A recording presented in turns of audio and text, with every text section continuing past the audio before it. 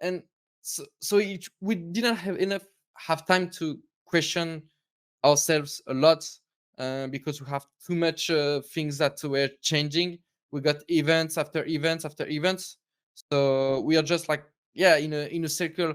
I don't have the English word from there, but when you are going to the snow and you got a big ball of snow, at the mountain.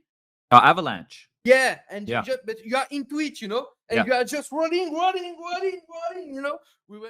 Add some fun to your space with Xtrfy, designed in Sweden with focus on quality products built on experience. You're looking at Project 4, their 4th generation of products with super cool colorways to stand out, with matching sets to satisfy with a solid B4 bungee, lightweight ergonomic M4 mouse, the K4 keyboard is fantastic, all of which are performance focused, and finish it off with colorful GP4 mouse mats that are bold in design and smooth on the surface. The retro theme in particular has got the feels. Complete your setup with Xtrfy. No regrets, guaranteed.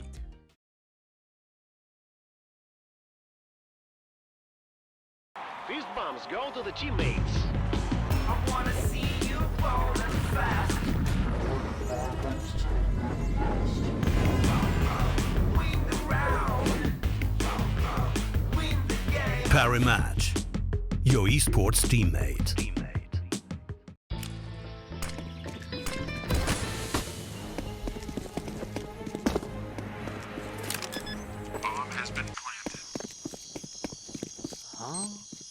Hey buddy, let me show you how to fix that. Bitskins.com. Buy and sell skins instantly. Deposit and withdraw funds instantly with crypto or directly to your Visa card.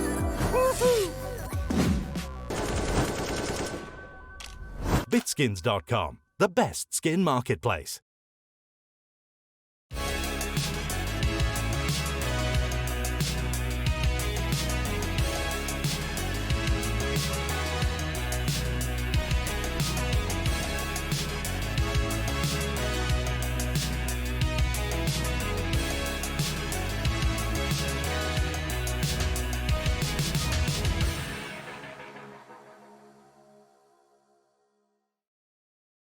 HLTV Confirmed, Season 5, Episode 53, powered by Xtrfy. That's xrtfy.com. Check them out if you're in the marketplace for some new peripherals. Parimatch, gamble responsibly, and of course, Bitskins. Buy and sell CSGO skins and items. Big shout out to the sponsors for supporting HLTV Confirmed. Thank you for making the show happen. All right, let's get the housekeeping out of the way here nice and quick. For those interested in having us pump directly into their ears while on the go, head over to anchor.fm/HLTV for your audio-only options, Spotify, Google Podcasts, Apple Podcasts, and many, many more for your listening pleasure. On tonight's show, we'll be discussing all things ESL Pro League, covering the recent CSGO news, including more from the HUNDEN Chronicles. Yeah, that one's still heating up. But we also have the man, the myth, the legend, JaCkz in the hot seat. We're going to introduce him in a minute. Just hold on, everybody. Before we can get him involved, let's introduce the panel. Lucas, are you okay with us just referring to you as Mr. Producer from now on? Sure, but did you just call me like a part of the panel? Well, you sometimes you say things. You hear every episode. Yeah. right. I guess. Thank you. Thank you for your contribution, Mr. Producer. All right, here we go. In the red corner, hailing from the Czech Republic, HLTV's very own editor-in-chief, Striker. Striker, are you ready to rumble? Yes. All right, cool. That's the enthusiasm we're looking for here this evening. Honestly, like this is the biggest entrance that you've given me in this show. Yeah. Like every time it's just like some like obscure question about my dating, which is not existent, or something. We'll come back to that. Something along those lines. So I'm happy that you've changed things up today. All right. I got one for props too. A man from Split who can do the splits, the Croatian sensation, head of operations at HLTV.org. It's Prof. Bringing the heat tonight, Big P. Yes, of course. Okay. All right. Well, that's great. Enough of the nonsense. Mr. Producer, roll the bumper and let's get into the hot seat.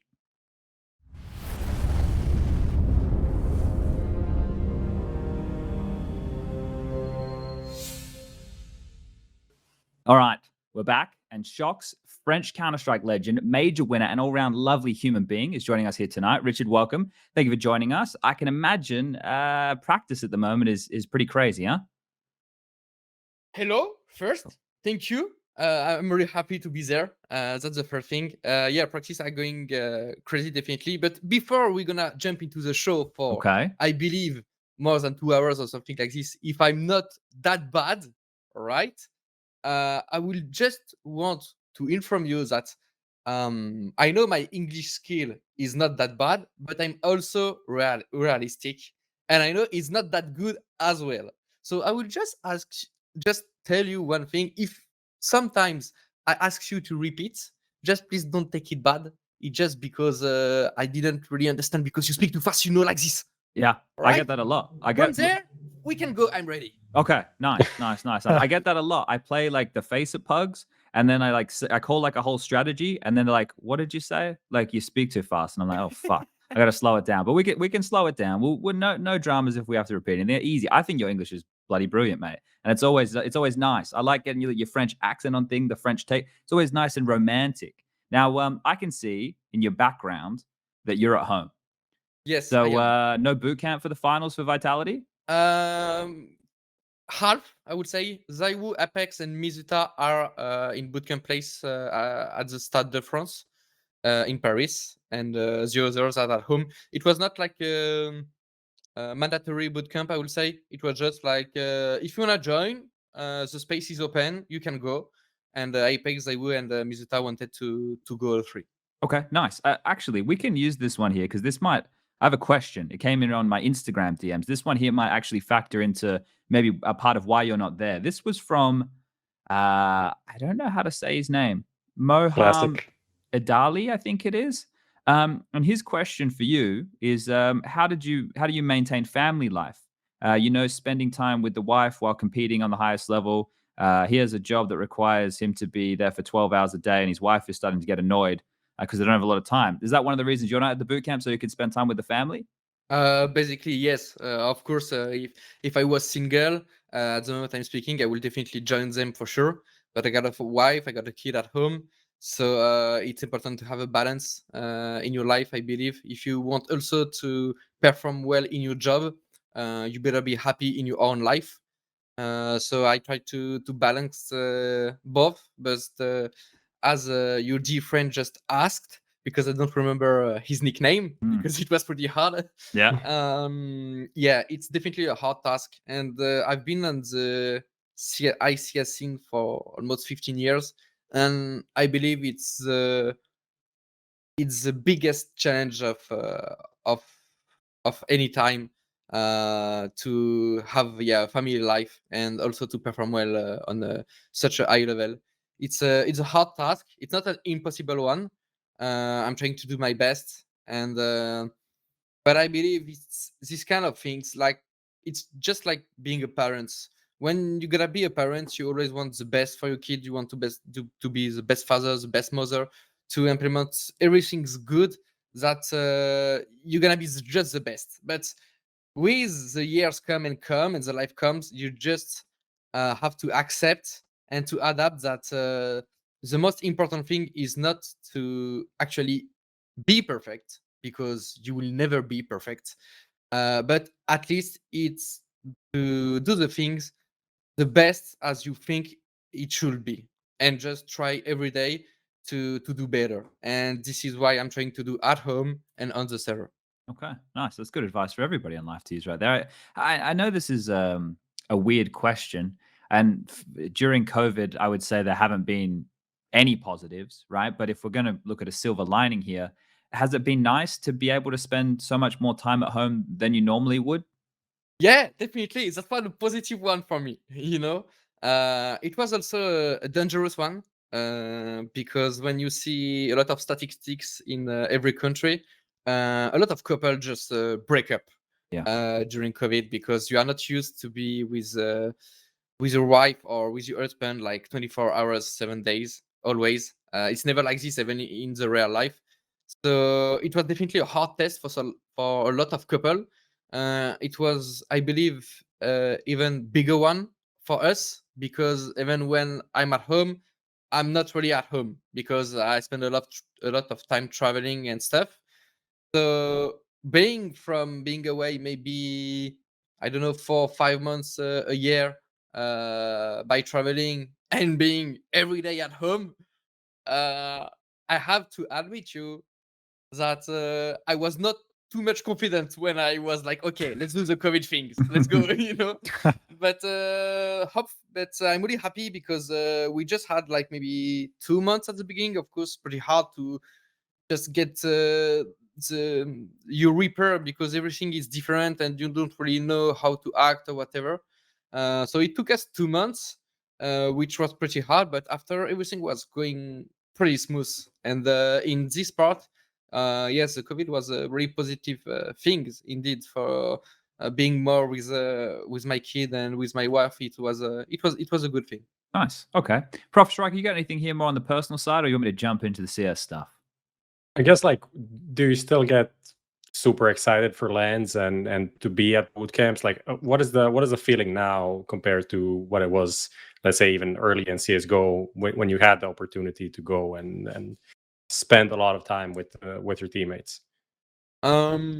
Definitely, it's not the same. You're gonna be a liar if you say at 29 that it's gonna be the same excitement at 15. You're gonna be a liar for sure.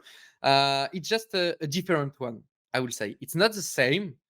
And I won't be excited, for example, if you tell me that I'm gonna be 6 or 7 months a year outside of my home, because it's gonna be too much impactful for my family life.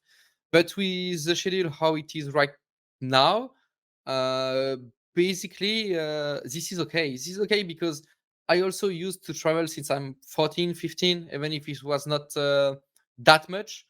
So for my part, even for myself, if I'm always at home, I'm gonna be, sometimes I just want to go out. I just want to travel. I'm gonna miss it because I'm too much used to it since I'm young. So today I still got the excitement. Plus because of the COVID things, I was really excited going back to Cologne.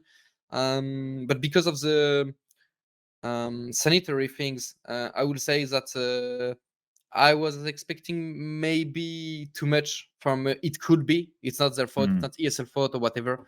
It's just the situation. It was really nice to be online again, but I can't wait to come back online with like a normal area.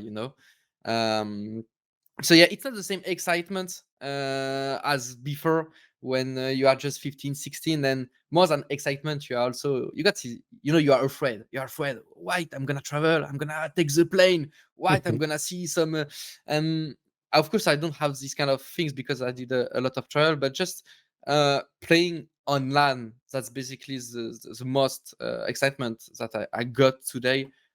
Just playing offline, yeah, and going to the stadium, to the areas that really wants that we bring me off today. Why I want to be offline, basically. Nice. All right. Let's sink into some of the more recent, or probably the biggest bit of French news in recent time. If I remember rightly, Striker or Prof, I just kind of put your names together there. Correct me if I'm wrong here, all right? I went and did a little bit of checking, and I'm not 100% certain, but we had Apex back on the show in April, I believe it was. And then a few days later, information came out that Blast Premier Showdown was going to be RPK's last event. That he was going to be benched, and Kyojin was coming in. So we spoke to Apex about, bits and bobs within the team. And then a couple of days later, I guess we would have had a lot more questions for him. So now we have shox here. So we may as well ask shox what happened back then before we get into the RPK retirement discussion. But when that news came through the pipeline, right, did it come as a surprise for you and the team that RPK was going to be getting benched, or had that already been discussed? We didn't discuss it at all. It was the coach decisions, but of course, when things goes bad in a team, you always got a lot of questions that coming into your head. Like and I know from my experience that you're not gonna continue like this a lot of time because, of course, the structure and stuff are not gonna be happy. It's a business. This is how it is, the high level, and so I was expecting a change for sure if things were not going well again, but I was not expecting it at this time. I was thinking myself, okay, in maybe 1 month, 1 month and a half, if we are still the same, there's gonna be a change for sure. But I was not expecting it at this time, to be honest. Okay. All right. So a bit of a blindsider right there. Now, one of the things I kind of wanted to follow up with this was, I remember back in the day, like the ESWCs and stuff, and then the French shuffles would happen after the event. You know, you guys are all having some drinks around the bar, and I assume that's where the conversation about how Good the old teams, times. Good yeah, old times. right, and not that long ago, really, right? We're talking maybe 4 or 5 years ago, right? But now with the coaching staff having so much control and these things just happening, do you prefer it the way it is now, where you don't have to worry about any of those politics? You just do as you're told, or do you like it how it was before, where maybe you guys could curate some dream lineups? It's different. That's a tough one. It's really tough. I believe in the cut things how it is right now. It's the best for sure. It's better for the players because they don't have to take things on. They don't have to. You don't have also some small shit behind the back because it just can't happen. Thanks to the coach, you can always know how it is. You don't have to always question. Maybe bad your teammates or whatever, because whatever you can think he's bad, you can think he's good, you are not gonna do the choice anyway, so better don't think about it. You are just wasting your time. So a lot of things like this that is very good, and I believe it's the best option. But of course, I would just say that I'm happy that I used to live moments just as you said, because it was really just hyping and funny. As you said, when you are just taking a drink at the bar and like, hey, my bro, don't you think we can do something together? You know, it was some funny things, but it's better for everyone that it's not the case anymore. Okay. So one more question here before we discuss RPK's retirement was about Nivera. Was it surprising for you that the team didn't bring back Nivera and brought in somebody brand new like Kyojin? Well, actually, I don't know how Nivera was going with his agent. So, but yeah, I was surprised that he had not be picked up by anyone, because I believe that with Vitality he proved a certain level, even if tight games, in big tournaments, at bootcamp, even if it was not offline properly. I mean, he definitely deserved a spot somewhere. And yeah, I was really. I mean, I didn't think that he would just stay on the bench like this without any opportunities. I don't know. Actually, I absolutely don't know if he had some. Maybe he declined or whatever. But yeah, I'm a bit confused about it. I really thought that he will be definitely picked up by anyone. It was for us. It's just that he was not fitting in our 5 with the plan we had with the coach and with the team. So it just could not fit. If we still could have a 6-man roster, he will be there still. But with the 5-man roster, because of the Valve rules, we have to do a choice, and it was obvious that we have to take him off. But yeah, I don't know what happens. Actually, I really have no ideas. Okay. All right, boys. Do you have anything on that stuff, or should I jump into the RPK retirement questioning?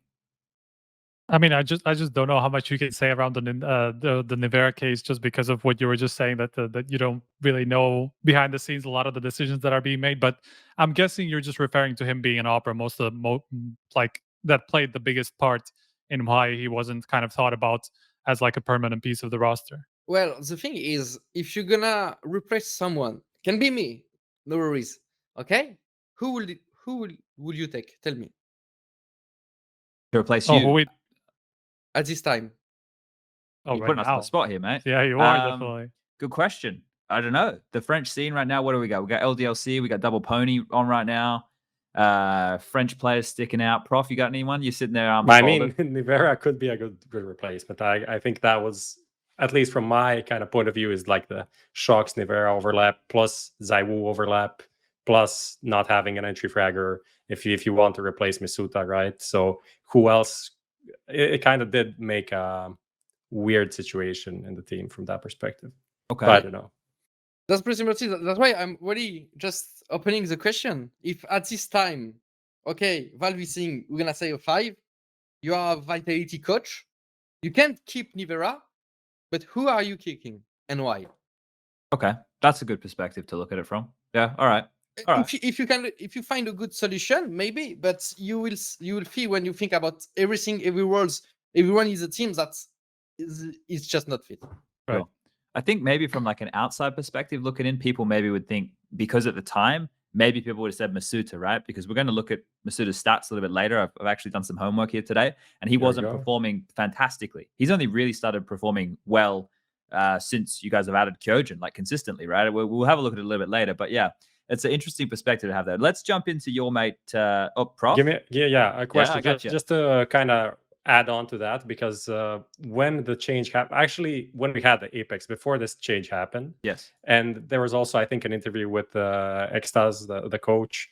There was some talk about, you know, shox' role in the team. I think it was the coach actually who said that you bring this, I think he said like lucidity or, you know, creativity, one of these like very nice French words. You put it in the Google Translate, and in English it's like no one would say this in English, but you kind of understand what he's trying to say. What do you, is that kind of your role in the team still? Like, are you the X factor? How do you see yourself in the team right now? What do you bring? In the team, I would say that I'm a belt. If Apex is ahead, and ZywOo is hurt, and we got misutaa and Kyojin at the legs, I'm the belt. I'm the one that makes the difference. Who can make the difference if everyone are on the same page or not, and that's the most important thing, basically. Okay, that's an interesting way to put it. Is that okay? All right, I'm with you. I'm with you. I wondered who the arms were, but I guess we can let ZywOo be the whole torso at this point, right? Like ZywOo can be the torso. That I'm with you there. All right.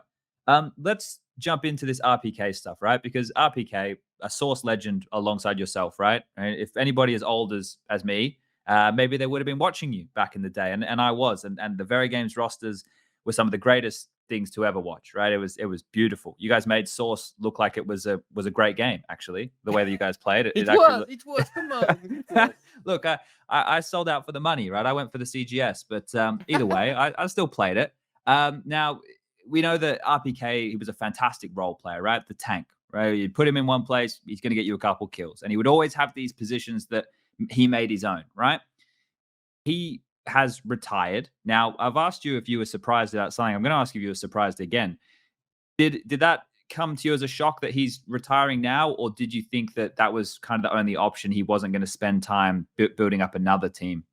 No, I'm not especially surprised or whatever. You have to know, if you know RPK pretty well, that his first passion, even before CS, I would say, is the core. He's fan of the core. So it just makes sense that with his age, with everything he had done on CS, I believe he just gave what he had to give to the game, to his teammates, to his teams, and now he gonna enjoy the second part of his life with probably his first passion, the car, and I'm really happy for him, and I wish him everything but the best in his life. Okay. Yeah, we've seen RPK give up CS for the car and for that, you know, side of his life before, and he's come back. So see that happening. Maybe he's gonna come back at 40. You don't know. Come coach, you know. Yeah. Or I guess coach, no, he's gonna come back as a tank on the server. No worries, and he's still gonna be there. I know before, and I think it was maybe last year when we were doing one of the broadcasts, and Machine and myself, maybe Henry was there too, and we were asking you to do with like age and playing, right? Because I think you're 29 now. I think RPK is in his 30s. So with him retiring, did that make you reflect on your career at all and like contemplate the future, or are you going to go like the route like Forest, right? And you're just going to like just keep going, or like, have you thought about that a lot, or you just take it day at a time? Of course, when you age, going to just to grow, it's natural question, I would say, especially in my position. When you got a wife, you got a kid. We bought a house, so we have credits, of course. So you have, of course, one day when you are starting to think like, wait, if it stops, how do I pay my house? What do I do? You know, so I came to this past And it took me several months, to be honest, and a lot of discussions with my wife, with also a mental coach, to understand that the more that I will think about it, the less I will be performing, I will be good, and the more I'm gonna definitely be at the end. And that's the last thing I want. I want to perform at the top when I definitely can't shot anyone, okay? Or if just my passion goes down and I just don't want to do it, and that's fine because that's my choice, you know. But if I still want to do this, I still want to do everything. I still believe today I got the level. I'm not afraid about 1, 2, 3 years if I'm level going down or whatever, because what I can bring to a team today is not the same when I was 20, 22, 23. It's not the same. So I got more qualities overall, I would say. So I'm definitely not afraid about that. But every time I think about these live questions, I just realized that I just shooting myself in my leg, you know, in my Yeah. feet. So I just trying as much as I can to stop all this question, to live in the present. Like I'm a video pro gamer, I'm shox, a vitality player. I'm not a captain, okay? And yeah, and just having fun, plays, yes, coming back to the basics basically, because it what makes me good and it what makes me happy. So sometimes you're gonna understand that the brain just want to fuck you off, but don't listen to your brain and listen to your heart. There we go. Yeah, no, that's I like that. I like that. I wanna kind of ask a question from like a mechanics perspective, right? Because there's something that I noticed Because with- you're playing Face It and you're so bad. I'm You terrible, can't. mate. But that's not the point. The point here is, right? Like, do you notice that you're having to learn, like relearn often? Because like I noticed with the kids, these kids, like they have perfect crosshair placement. Like when we were playing in the early days, shox, we weren't jiggle peeking every corner. Yeah. You know, we weren't doing that shit. And now you have to remind yourself, right? Are you having to constantly like watch what say like the misutaas and ZywOos are doing and then try and bring that in so you're not like just is that like something that is actively thought about? From my perspective, that's also a lot of questions that I had Mm. in the past years, and I tried to be like them.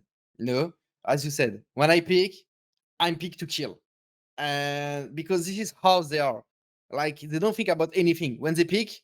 They are just 100% sure they're gonna be an enemy in their crosshair, and they're gonna just fuck him up. You know, this is how it is. And I tried for 2-3 months maybe, but it just didn't work. And after I was saying, like, as you said before, am I too old? Is it the end? Am I bad? You know? And after I just realized two things. First, because of our age, at the moment when he gonna when Misutaa or ZywOo gonna pick I don't know, long unders 2, he did it what?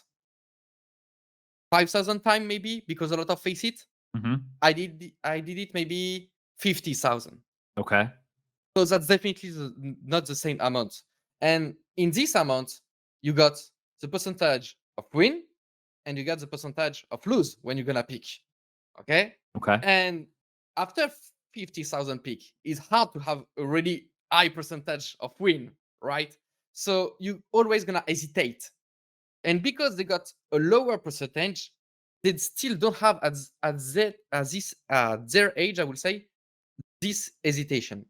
I would say that maybe it can come with years, but at the moment they don't have it, and that's really good. And that's what when they're gonna pick, they're just gonna pick because they don't think. Me, when I pick, I remember in 2012, 2013, 2014, flat, you know. So yeah. of course you're gonna hesitate, you know. So I'm trying to focus on two things. Is first, you know what? If I hesitate, I accept that.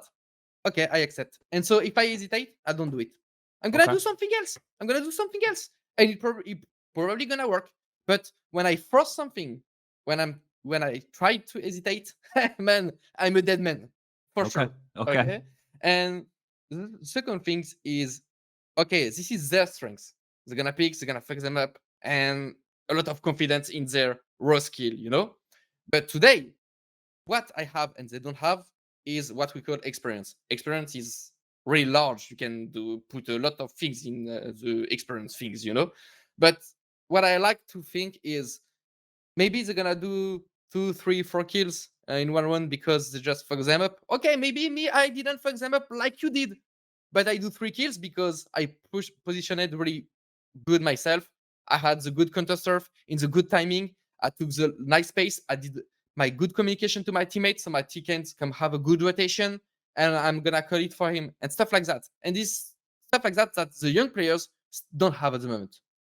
And so it's a lot of balance, and that's why I believe our team vitality today is really interesting, is because Apex and I would bring a lot of things what I just told to you like this. But then in the same time, sorry, of course you're gonna need some people who, yeah, okay, don't talk, that's fine. Listen, do it, and just when you know, you just say, please go in A, kill 2 people. 80% of the time he's gonna do it, and that's frankly awesome. But in the same time, if you got 5 player like this, it just doesn't work. So the balance in our team is very interesting in my opinion. Okay, nice. Yeah, well, obviously the experience, right? You're a very accomplished player, and you have a lot. Like the crazy thing is, I think the thing that happens is because ZywOo's so good, we forget that he's only in what's this? His 3rd year of tier 1 play. Yeah. Right. Like we forget that he is still very fresh to this just because he's one of the prodigies, right? And that's something that's wild. Now, boys, do we have anything on the RPK topic, or should I move us into early 2021? You can move on. Yeah. All right. let's So go. I just want to quickly rehash this for everybody at home, just for our watchers and listeners. The 2021 results so far for Vitality with RPK. Start off the year, you got 3rd at Blast Global Finals. Then it was 10th, 12th at Premier Spring.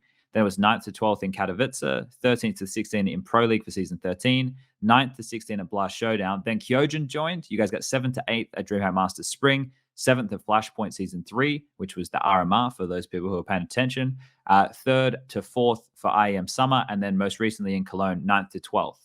Now, a lot of good memories. Thank you, SPUNJ. I'm sorry to do that, but the concept here is that you boys tail end of last year, you know, in the conversation as one of the best teams in the world, winning trophies, right? We got this team. We've got shox here. He's the one of the veterans of the squad. He's there to clutch closeout rounds. You got Apex, this fiery in-game leader who loves these pace changes and finding gaps. They're quite a hard team to read. You've got ZywOo, this absolute fucking gun, back-to-back best player in the world. RPK, the tank, you put him in a place to get you 2, and the potential that could be misutaa, right? That was the team. And then we come into 2021. Things aren't looking great, right? We spoke to Apex about things. We've already covered off that. But my question here is, with these results, because obviously this Kyojin one that's been come through from the coaching department is a long-term solution. My question is, do you think if you guys kept RPK, let's live in that fantasy world for a second, that your runs in the short term would have been deeper, or do you think they would have been very similar to what you've had since Kyojin's joined? I would say at the moment where RPK was benched, I would say would be probably similar because we were facing problems, of course, that you can see with the results. But the thing is, we were lacking of finding solutions. So if we would have some solution, I would say maybe yes.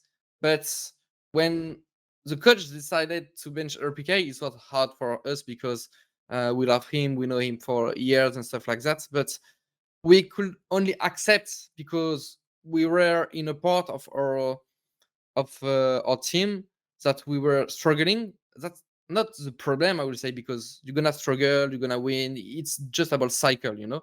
But we didn't have any solutions to go out from this. And when you don't have any solutions, it's really hard to have a better day tomorrow. Okay. Do you remember what the problems were? Was there anything that stood out? Do you think it was firepower? Do you think it was the general approach to the game? What do you think the problems were? Honestly, it was a ton of things. I would say it was not one specific things. It's just that we didn't manage to come back as good as we wanted as the early 2021. The only things we do is the third at Blast, which was a pretty decent result, definitely, and we could have won more games.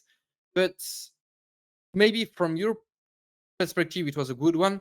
For ourselves, okay, third is good at Blast finals and stuff, but we could definitely feel that something was going wrong because we were not playing the CS we know. And I'm not even speaking about the tactic or whatever. I would just say the team spirit, how everyone were, the communication. Just coming back from the holidays was really hard in 2021.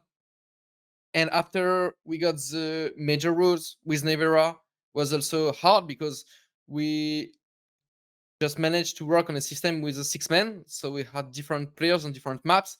Then we had to come back with the players on the other map. So we have to work again to make sure how it's gonna do because Nivera was not playing exactly the same role.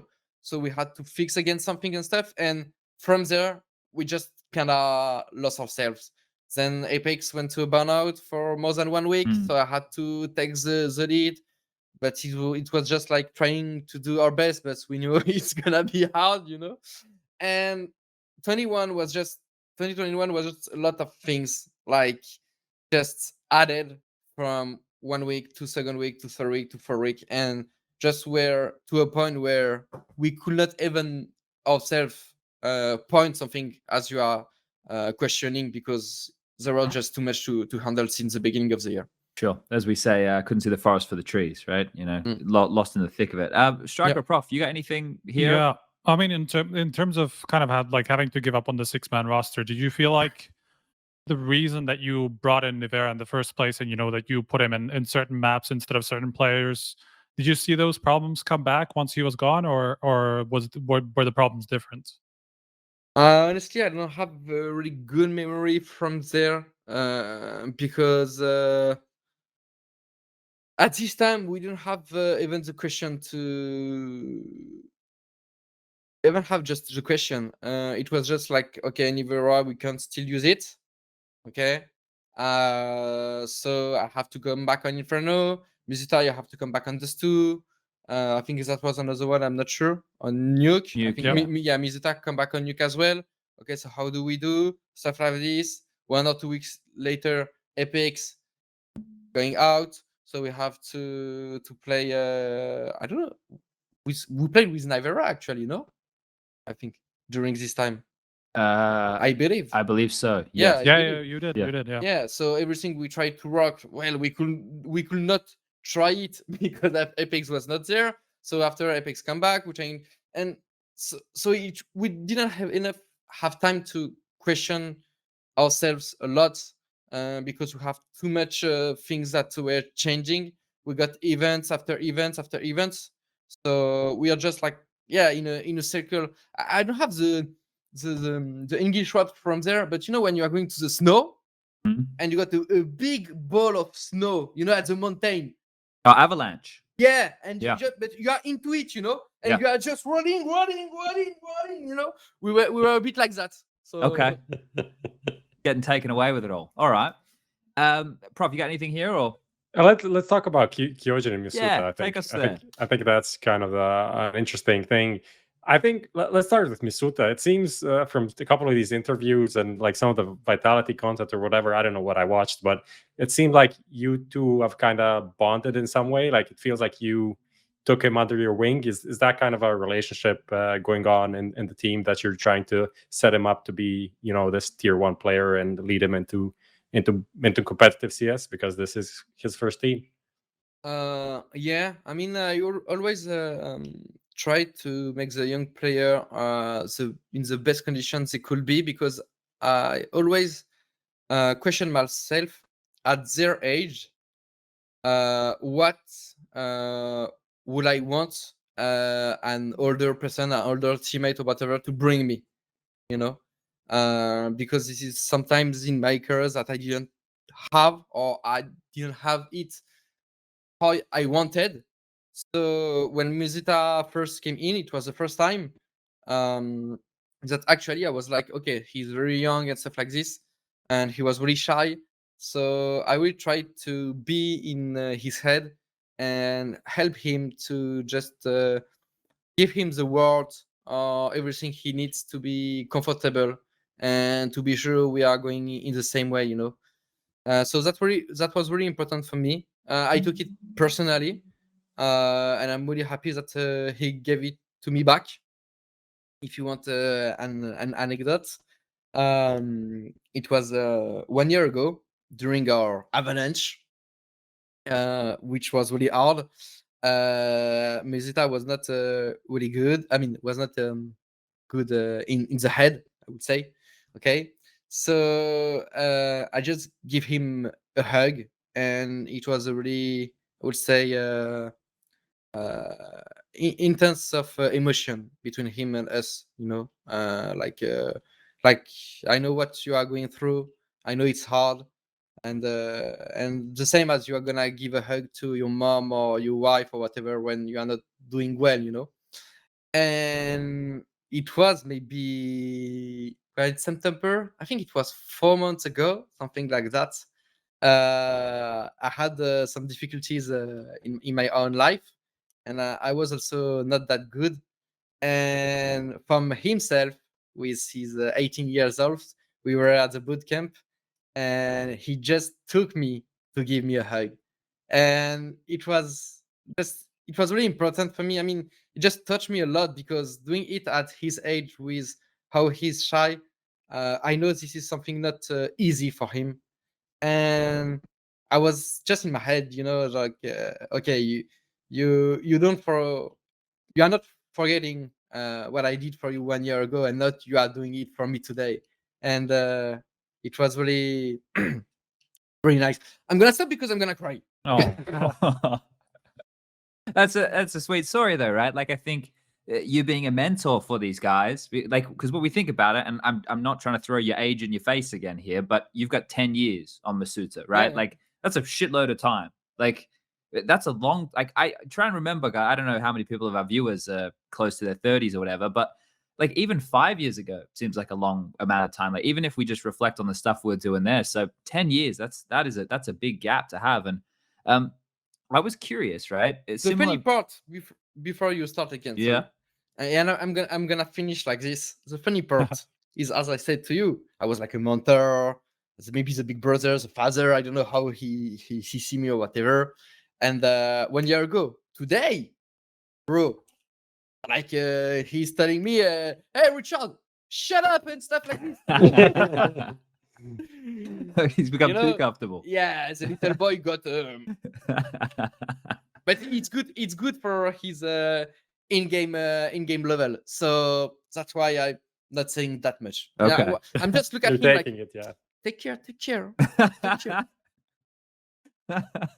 Oh dear. All right. What I wanted to ask, is there anything that is like unusual, or is there anything that you remember that like these younger guys, like the Kyojins and misutaas, like have questions about, like especially going to LAN? Was there anything that stuck out that was like an odd thing that you just take for granted?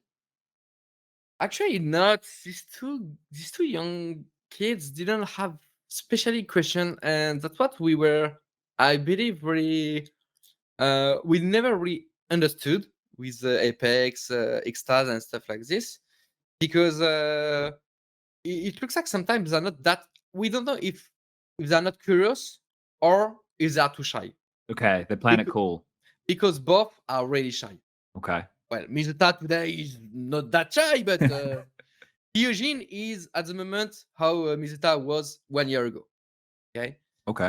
So in this way, it's kind of the same personality, and yeah, I don't know. They didn't have that much question. They were more like, I believe, like living their own experience, trying to listen the much they can, but both they are struggling in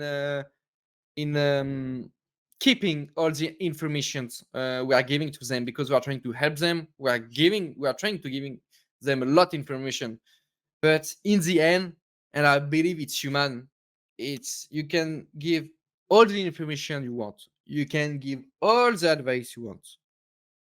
You know what? If 20-25% are they're gonna keep it, then that's good. Because however, everyone doing the same thing. You're gonna learn from your own experience. When you were a kid and your father or your mother told you don't do that, you're gonna you're gonna get ah you're gonna be hurt or whatever when you're gonna jump on a tree or you're gonna have fun with your friends or whatever, and you said, okay, mom, okay, dad, okay, no worries. And what you did, you just went up to the tree and you was like, and just you hurt yourself, and then you were just crying to your mother. And maybe 5-10 years ago, you tell to your mother, you know what, mom, you were right. Yeah, no, I can True. definitely relate with that. If we all just look, that's the thing, right? Every human being's the same with that. No one listens to their fucking parents. Yeah, None of us it. did our Or homework. anyone. No. Okay, what I want to do here, and look, I know that we have to add context to stats, but Lucas, I want you to bring these up, okay? Because we are talking about misutaaa and Kyojin. Now, this is with misutaaa Share it specifically. with everyone. Yeah, so with the there's class. that one right there. Bring that one up, Lucas. So this, right, for everybody at home, just to have a look at, is the team statistics when RPK was still in the team. When the squad was ZywOo, shox, RPK, Apex, and misutaaa, right? That was over 193 maps, and misutaaa came into this team as a rookie, right? So it's the whole time. But misutaaa's stats there, he was the lowest rated player, right? And this is not me trying to bag on him here. This is just me showing everybody at home a little bit of the numbers here. So let me grab the next one. Lucas, bring this one up now. I'll bring this one in. Now, this is it since Kyojin has joined. misutaaa is now your second highest rated player within the team. Now, Kyojin has taken the role of being the lowest rated player, but do you think that the change with misutaaa has anything to do with Kyojin, or do you think it's just to do with him being more comfortable in the team now? Well, I think Kyojin is not really good for me, so we may be gonna kick him. Okay, nice. Yeah, he's next. And Nivera's coming back, right? No. You know what we were just saying? I think it's a bit the same when we were saying like you're gonna always understand from your own experience or whatever. I think without saying it means when Kyojin joined and RPK left, something happened in misutaa's head. Like, I'm not the rookie anymore. I'm there from 1 year. He's a young guy. All the other teams, the teammates, the coach, whatever, are giving him a lot of things to do, and so they don't have that. I mean, maybe I'm wrong, but how I believe it was in his head is like, okay, they're focusing on him, so today they need to have less focus on me. So I have to do it on my own. And when he just grew up, basically, he also finished the studies in July by a good finish. So it's a really important year for him. He's not a rookie anymore. He don't have the studies anymore. So, and you can also feel in his attitude, in his voice, that misutaaa 1 year before, or 8 months, he was like, oh, he's rushing B. He's rushing B. Okay, and that's it. Okay, now misutaaa, when he's on a good day, because of course it's not always the fact like that, but we want him to be like that every day. When he's in a good form, it's gonna be 2 on B, please flash for me. Okay, more assertive. I'm coming, Richard. I'm coming. Wait. After, before he was like, yeah, I got the tunnel. No one tunnel. Okay. Thank you, misutaaa. Thank you. Nice and timid. Okay, so now he's got some balls about him. And yeah, I'm surprised when I see the kid and I look at how old he is, that he has like he could have a bloody full beard, right? He's got so much facial hair at such a young age. Must have a lot of testosterone flowing through those veins. I want to ask now about Kyojin. Unless Prof and Striker have anything more here with misutaa. No, take it. All right. Kyojin, there's a lot of positions that he plays that RPK played. Was that the plan? Was that, hey, this works for RPK. We're going to put you in these positions. Like, for example, the one that sticks out a lot is like Jail on Overpass, where he's up against the fence watching Monster. Kyojin does that a lot, right?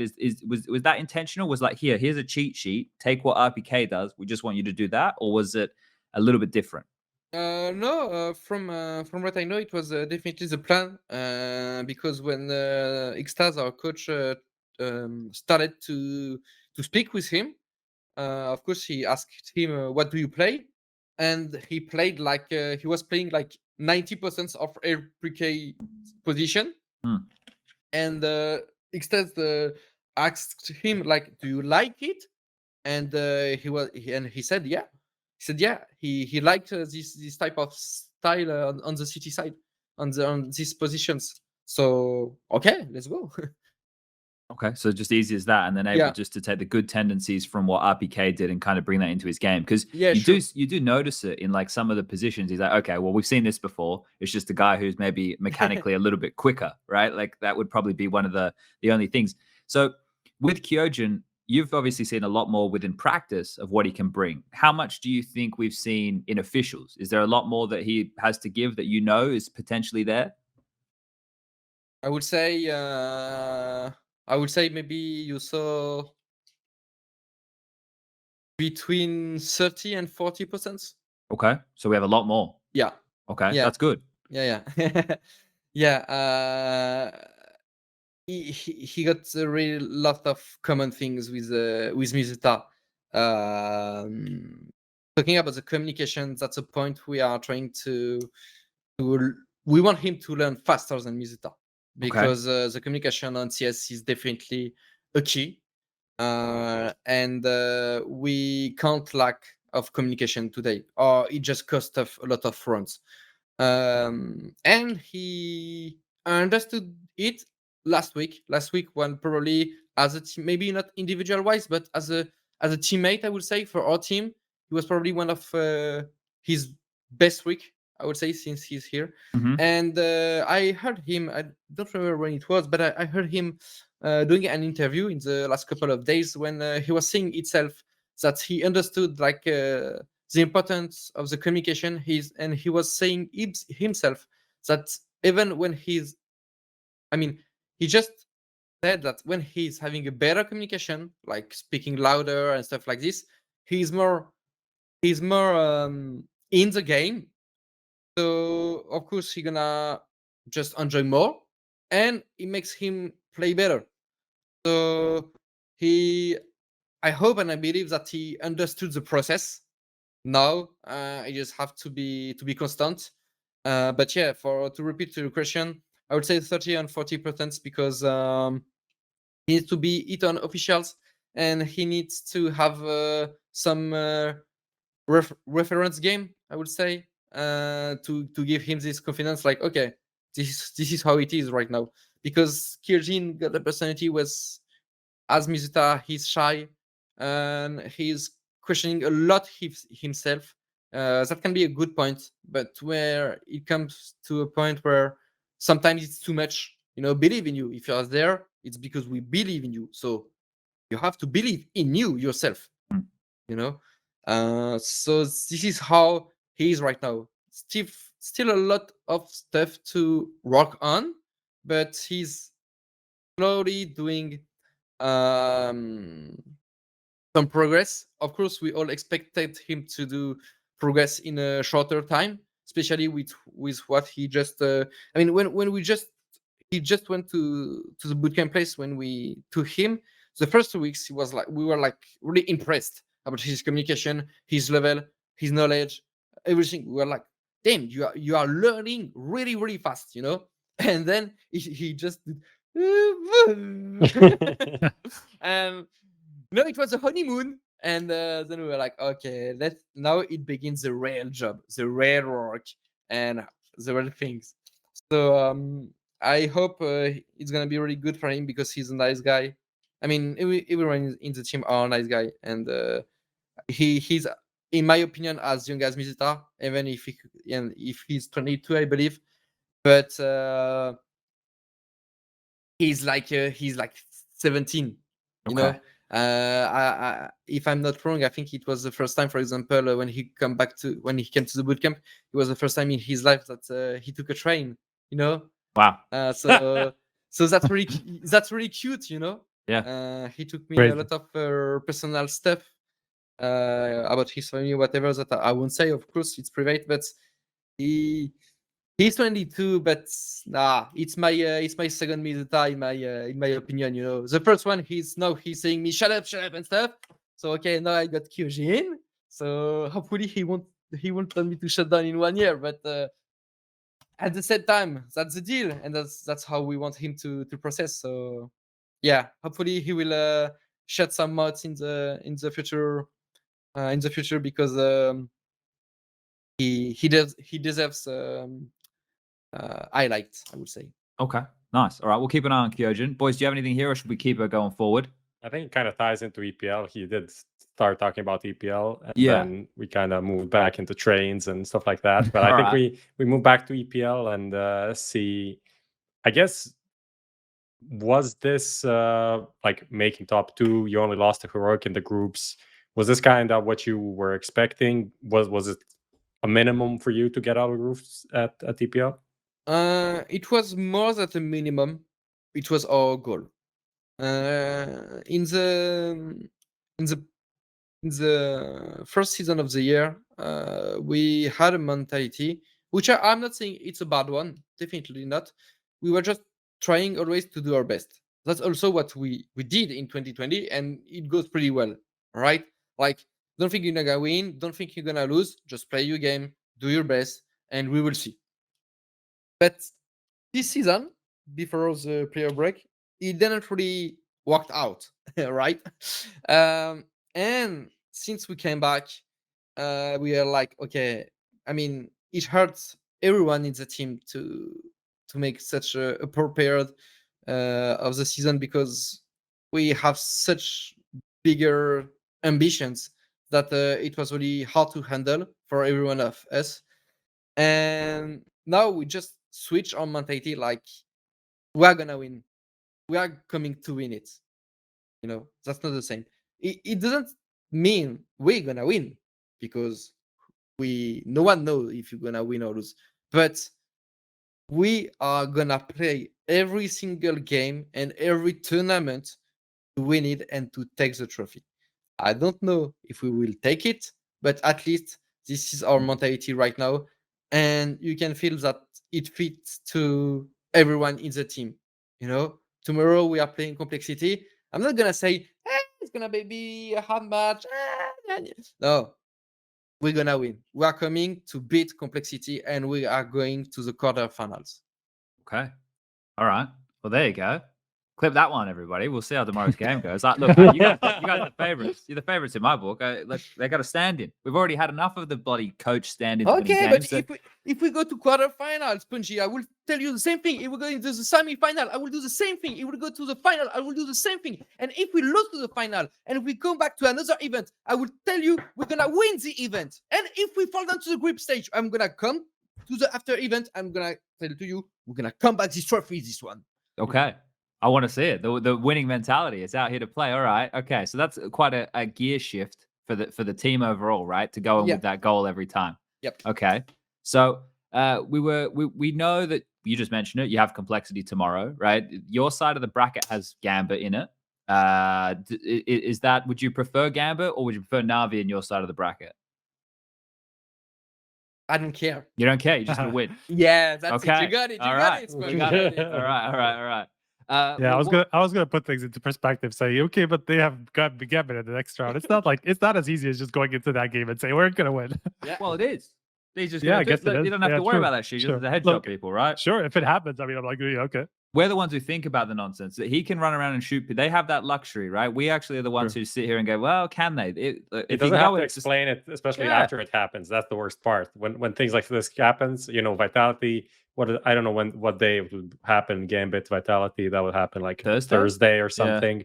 Vitality 2-0 Gambit, easy swamp, like stomp them. Then he doesn't have to explain like, oh, this is why it happened. He just said like, we're amazing. I told you that we're gonna win, and thank you. No, Goodbye. that's not in this way. But I would say that what are we believing right now is you're gonna get better odds and better chances to win a game if you actually come into the server to win it. Sure. Yeah, definitely. That's basically it. It doesn't mean you're gonna win it, but when you are starting the match, you are not saying any shit or anything like, okay, it's gonna be hard, or maybe it's gonna be tough or whatever. No, Gambit, who, Navy, Yeah. who, Complexity, who, I don't know. I don't know. Just put me 5 names or even no names. You just take the bot la. In the deathmatch la stuff like this. It's the same. We don't care. We come, we play, and every game we are playing, we want to win it. That's it. Yeah, I like that. Like the gear shift in the mentality, right? If you're going into a game and you're just going in and you're kind of just treating every game as, oh yeah, we're just on a road, right? Whereas this here, the road it ends at the end of this. You either win or you lose, right? And you go in with the mentality to win, and you have something on the line, right? I guess if you all address that, you have stakes. But if you don't address it and you're just like, yeah, it's just another tournament, then there's no stakes. So I get that. Like you're making it so everybody's more invested, right? Yeah, definitely. And even if you lose these games, because you will lose games, even if with this mentality, it's not because you got this mentality and Astralis era easy, I found it. No, but even if you lose, okay, they were better. What went wrong? Okay, now next game, and what we play to win it again. Yep. Okay, nice. Boys, we're going to talk more about EPL later, so maybe we can pick up more Vitality EPL discussion there. Can we get into who wants to be a skinionaire? Everyone happy with that? I have one question. When someone in chat asked it, so I think it's a pretty good one. So we talked about like the first year of Misutaa, now the rookie months of Kyojin, and the question was, what was ZywOo like compared to these two guys? Oh, that's a good question. I can't. It's a hard question for me because you came in later, so he already played his first year. Yeah, that's it. So me, when ZywOo, when I joined, it was not. I was not seeing him as a rookie, because he already was for more than 1 year with Vitality, so he always learned a lot of things. But you better keep this question, and when you want from another time, whatever, you can ask it to Apex, because he was there from the beginning, and I'm pretty sure he will give you definitely a better answer that I can give you today. But we can't get your perspective though, so it's not gonna be the same. You have a special way of describing it. That's all. My perspective when I joined, it's true that I was like everyone. I was really curious, like ZywOo's phenomenon. Okay, so how is it to be in his team? What impressed me the most, and I believe in this part that everyone can feel outside the server, is how he's feeling the game, and how he's, I won't say learning, I won't say understanding or whatever. It's all about feeling. When he's doing a move, when he's doing something, in his head, he didn't even think about it. He just do it because his instinct tells him it's a good things to do. That's pretty much it. And the thing is, his instinct is at least 90% right, which is amazing. And that's what showed me a lot of. I was really impressed of this side, and also how he is doing by the match with the pressure offline or whatever, because everyone has an instinct of CS. I believe CS is basically an instant game. This is how I like it. I love to describe it. And if ZywOo is maybe the master of it, or one of the masters, we all got it. The thing is, a lot of players, when it comes down to offline, for example, or big match or match under pressures, your instinct goes definitely lower. You're more gonna try to naturally to think what should be the best, what should I do, what should I not do, and you are slowly starting to put you in a case where you are I won't say you are gonna be a bad player, but you are not gonna exploit your potential at your maximum. And if I have to say one thing about ZywOo, I would say this is his biggest strength, and I believe Simple is a bit like this when you look at his game. Is it's kind of player that whatever the game is, the event is, or whatever, he still doesn't have any question is in his head. He's just feeling it. He's just playing CS, and he's just believing 100% in his instinct. Even if his in-game leader tell him do it. If he instant tell him don't do it, you know, when I will show you something. When you leader in game, he's saying like, go in A apps and jump. A lot of us, okay, we're doing okay, my leader, I trust in you. And if you die, you say, oh, unlucky. But players like ZywOo are simple with their instincts that are really so much strong, they're gonna come, but two choice. The one, they're gonna say, no, come on, we go like this, you go like this, and she's just gonna do maybe another call or whatever. And the second one is, okay, you're gonna still follow the call, basically, but he's positioning itself in a position because he knows that what's going on the apps are not gonna be good, bro. He knows it. So he putting himself in a position when, even if it's bad, he's gonna put the 2 kills so he can have the site, plant the bomb, doing the post plant and stuff like this. Okay. He are not gonna just do it for his leader. He still want to be alive. He still want to win, and he still want to kick some heads. And he will always follow his instinct more than his in-game leader. I would say at least 75% of the time. Okay. Do you think that players like ZywOo and Simple are like freaks of nature? Possible. Yeah. It's possible. But in the same time, when we were seeing the balance in the team in Vitality, players like ZywOo is simple because I describe it like a beautiful flower, for example. But still, if you have 5 players like this, it won't work. Yeah. Because if everyone are following their instinct, there's gonna be something wrong as well, because everyone don't have the same one. So that's, I believe, the strongest part, which at the moment is still underestimated on the CS teams, is the coordination and how a team is basically working. All the team, in my opinion, that made big results or whatever, it's never the team that you pointed at the beginning, like, look at them, they're gonna be so strong. Every team that when a team like did like this, for example, the super team, LOL, French, LOL, whatever, we all know how it goes, okay? Because we didn't have this coordination. But every team that succeed on the long term with really good results like this, they had something. Look at NIP, how they did perform in the past with Fiflaren. It was not only because Forest and Get were really good. Of course they were. But why? Because Fiflaren was there. And I believe, for example, if you're going to replace at this time Fiflaren by another one, they probably won't perform like this. Same as Fnatic, same as Xtrfy, same as every big team, the Brazilian one or whatever. They somehow, at the moment, find the 5 that have the perfect coordination.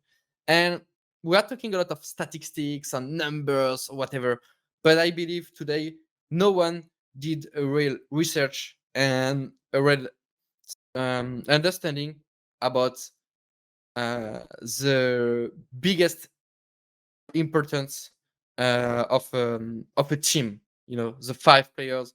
How him? If you take my hand, oh, this one is gonna make this one really good. Okay?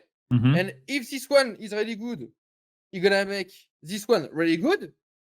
But because this one is really good, he's insane, bro. He's insane. And because all four are pretty good thanks to each other, if you are the leader in game at the middle, then you're gonna be the happiest man of the world. Okay. And you can do everything you want. You know? Yeah, I'm with you. Everyone needs everyone. If you miss one piece, you're not gonna be the best. Okay. And that's why in my how I believe it, you have a lot of really small player like this Like that Inters. found it. Yeah, that found it because everyone they fell down, they just switched up. And that's sad because I believe, and even us, we did it with Envious. You know, Envious Mercenary, Yeah. LDLC. Yeah. I believe we found it, but we fucked it up like a lot of teams. And the only teams that didn't do this was Astralis, because even when they were not performing one time or two times, I believe they understood that what they just found is really rare, and they managed to capitalize on that. And for that, I say respect.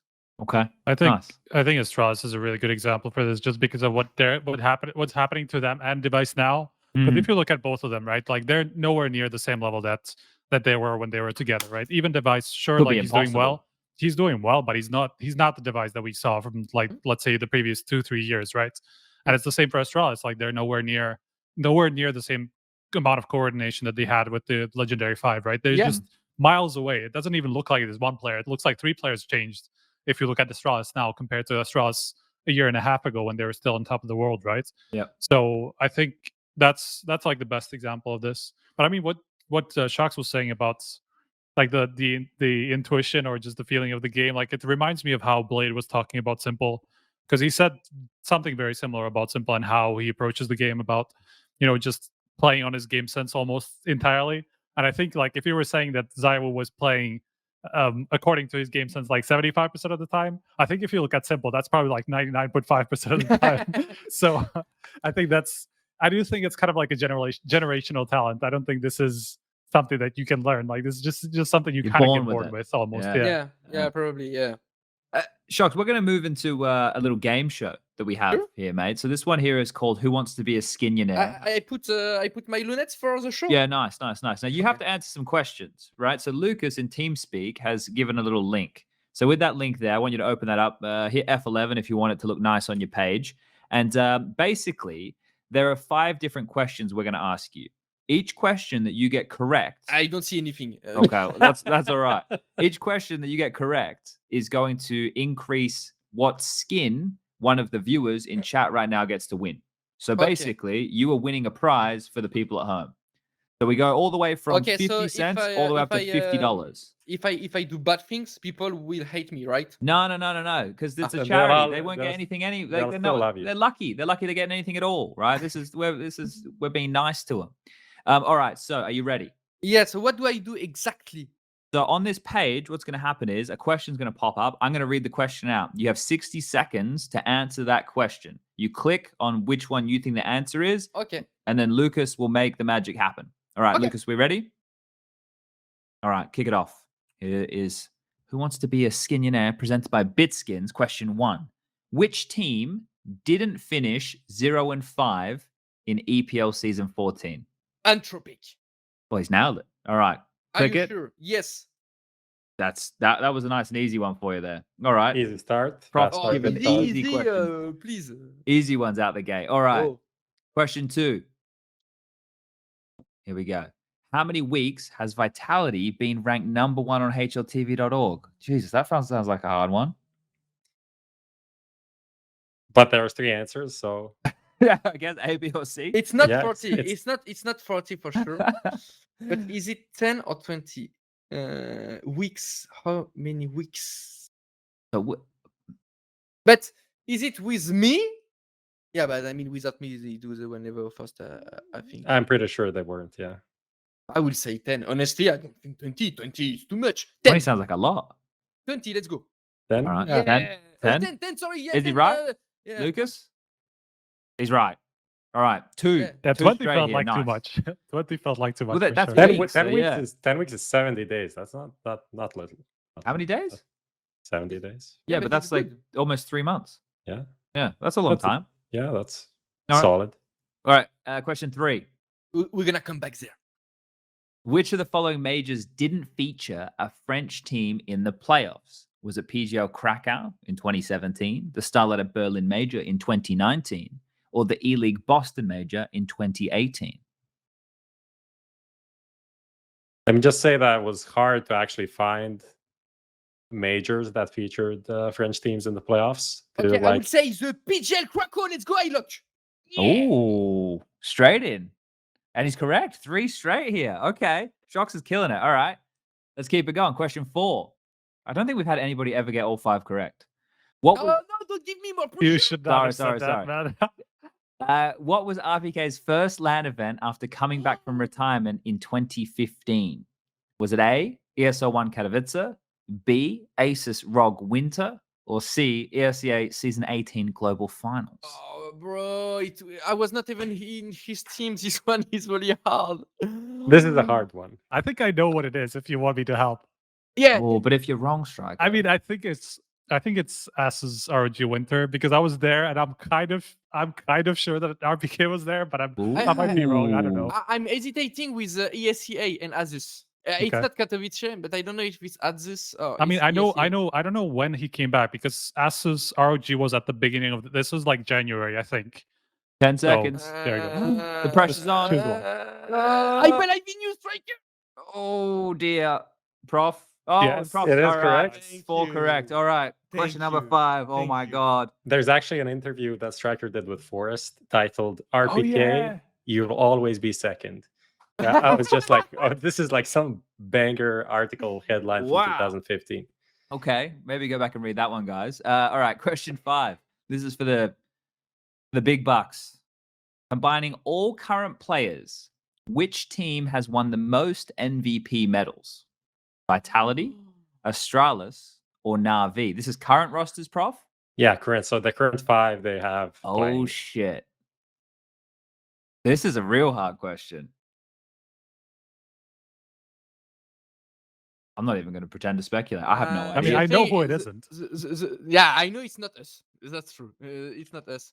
But Navy got simple, and I know. But Electronic, I think he had a lot of EVPs, but not that much MVP. But I know Astralis during their era. I Current remember. but no device. Current lineup shot. Current. So they don't have device. It could actually No. be you guys. I don't want to send you down the wrong way, but you and Us? ZywOo have a lot.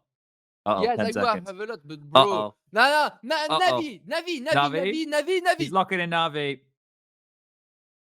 Oh my God, he's done it. He has done it. All 5 questions correct. Somebody in chat, thanks to shox, has just won a $50 skin. I can't That's the believe that's first 5 time. out of 5. That's the Yeah, first that's the time. first time. That's the first time. Yeah, You man. nailed it. And you know why? Because when I came to this website, I was like, okay, I'm gonna win. Throwback. Okay, well, the winner I of like the that. skin, the very lucky winner at home is Groovy Gibbs. So Groovy Gibbs, you've just won the $50 skin thanks to shox and thanks to Bitskins. So that was fun. That was actually really good. I'm impressed. Okay. Small trivia. I think Navi 16 MVPs out of what I think is 15 for Simple, 1 for Electronic, something like that. Wow. And then 15 for Vitality, of which most of them, yeah, for think ZywOo, 10 a couple. No, for Like- real. For Or real. like 14, I think you have maybe 4, something like that. Okay. But most of them like 2013 and stuff when we didn't Yeah. give away the medals, unfortunately. Yeah. And, All right. And yeah, and Australia have like 6 now without device, so Yeah. irrelevant. Okay. But Nice. with device, I believe Astralis won this question. Probably, yeah. Okay.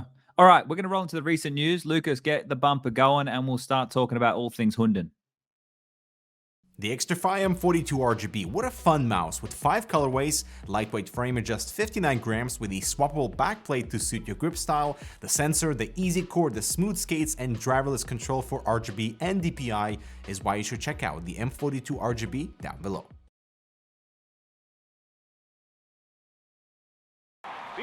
go to the teammates. I wanna see you falling fast. Win the round. Win the game. Parimatch, your esports teammate. Buy and sell your skins now. Easy, fast, and safe. The best skin site.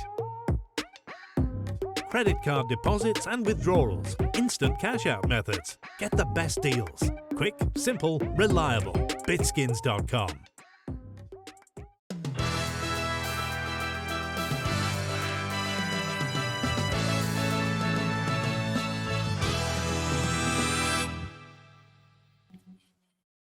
Back. Thank you for watching the ads, I guess. And thanks for hanging out. Thanks for not going anywhere. shox is just quickly going to the bathroom. Prof, in the meantime, got up and got some water. Striker and myself, we didn't move. But it's a good job for everybody at home to stay hydrated. Now, guys, we are going to be getting into the recent news, and we can start this one without shox. As soon as he joins, I'm sure we'll be able to ask him a couple of questions regarding the HUNDEN Chronicles. I think this one, episode 8, The Plot Thickens, is probably the best title for this one. Now, if you guys missed the news, you've missed a lot. If you missed last week's show, I recommend you go back and watch it. Now, I'm going to hand you over to the very capable mitts of Mr. Striker, who is going to give you a little bit of a rundown on what has happened since last week's show. So, Striker, I know it's only since last week's show. I was Ian. We don't need it all. Okay, I was almost like I was worried about like having to go through all of it because it's kind of like It's episode 10 or something at this point, so it's kind of difficult. I mean, since the last show, it's only the evidence that was released, right? I mean, I'm saying only. I'm just saying like that's the only piece of news that we got since then. Correct? Is it alleged evidence? The thing is, like, he didn't actually release the conversation. There's no like recording of it or anything. It's just like a snippet of it. But like we assumed like this is legit, right? Like we assumed TV2 didn't just like take HUNDEN's word for it that this is what the conversation says, right? Like I assume they have the actual piece of evidence in their hands, right? But we haven't actually gotten it. It's not like the actual piece of whatever he's referring to has been released to the public, but at least like a transcript or part of the conversation that he had with Niko has been released, where it seems like Niko is saying that that everybody knew. The context of that conversation is going to be hugely important, isn't it? Obviously, that's something that hasn't necessarily been said. But again, like we're assuming that that TV2 have actually done their due diligence and heard the entire conversation. They even said that there was longer conversation, and this is only a snippet out of it. So we're assuming they're not taking it grossly out of context. That would just make no sense. If they did, I'm sure Niko would have said something at this point. So I think we can kind of like, to a degree, take their word for it that this is legit and not just like a fabricated piece of a conversation that didn't happen or whatever like that. What else? And then there's the server log that it seems to implicate TeSeS, at least, that HUNDEN is claiming he must have helped him get into the position where he was in the Spirit match that in which he used the bug and for which he was caught using the bug for something like 12 rounds, I think, on Dust 2. What HUNDEN is claiming is that he couldn't have reached that position without help, and TeSeS, according to the server logs, was the only other player on the server. So that's kind of how TeSeS is implicated in all of this, and what HUNDEN is claiming. I think I read something, maybe in the TV2 article, that or maybe I swear I read it, right? Just say it. I'll probably know. Which it said that HUNDEN believed that was necessary to get into that spot, but that wasn't. That it could have happened without that, right? Yeah, I mean the expert that TV2 got some sort of a referee. I think we all can imagine who that could be. Yeah, I imagine if we all know who that could be. Somebody with extensive knowledge on the coaching bug and like a leading referee. Like it could just be one person, right? Yeah. Apparently said that it was possible, but that HUNDEN didn't know that. I don't know how he got to the information that HUNDEN didn't know it. Maybe it's just I'm not sure exactly. But obviously, like he said, that what HUNDEN said about the server log makes sense. Okay. So he, to a degree, he verified it and at least said that kind of like a read on the situation would looks pretty correct, right? Okay. So with all this, guys, we have to break this down into several different buckets, right? Right? We have to because there's several different things going on here. One of them is the Niko conversation, right? No. Which is quoted to be saying everyone on our team knew it. Maybe not the first time, but after, everyone knew that. Now, I want to relate this to HUNDEN's ban. HUNDEN was banned by ESIC, who initially issued a 12-month ban, which was then reduced to 8 for using it in 2 occasions, one against Astralis and one against Spirit. Okay? That is what he was banned for from ESIC for the coaching bug. Not this recent shit to do with leaking documents. That's something else. This is different. So what Nico's saying here, right? We don't have the context of this conversation. We don't know if this was post-mortem in the sense that HUNDEN was already banned. And now Nico's saying this. We don't know if it was a conversation they had before he got banned, right? And it was just a general conversation about the way the matches have gone, and Nico going, yeah, well, mate, we knew. Like when you were telling us to gamble stack, like everybody knew, right? Like we don't know the context of this conversation. And that is going to be hugely important to this case, right? It's going to be very important to how this reads. But Prof, I'm going to throw this one to you. Do you think, regardless of the context of that, even if it was in a sympathetic position, let's just live in this thing where HUNDEN gets banned and then Nico's talking to HUNDEN and he's feels bad because HUNDEN got banned. And he's like, yeah, man, it's all right. Everybody knew, right? Like, regardless of the context of that, do you think that this is enough of an admission of guilt for Nico to be in trouble? Like publicly, yeah, in trouble about like his perception in the community. Yes, people won't like this. Okay. But I don't think this is enough to get him banned, right? I don't think this proves anything unless we have context that really says like this or that. I don't know, but this could be like after the.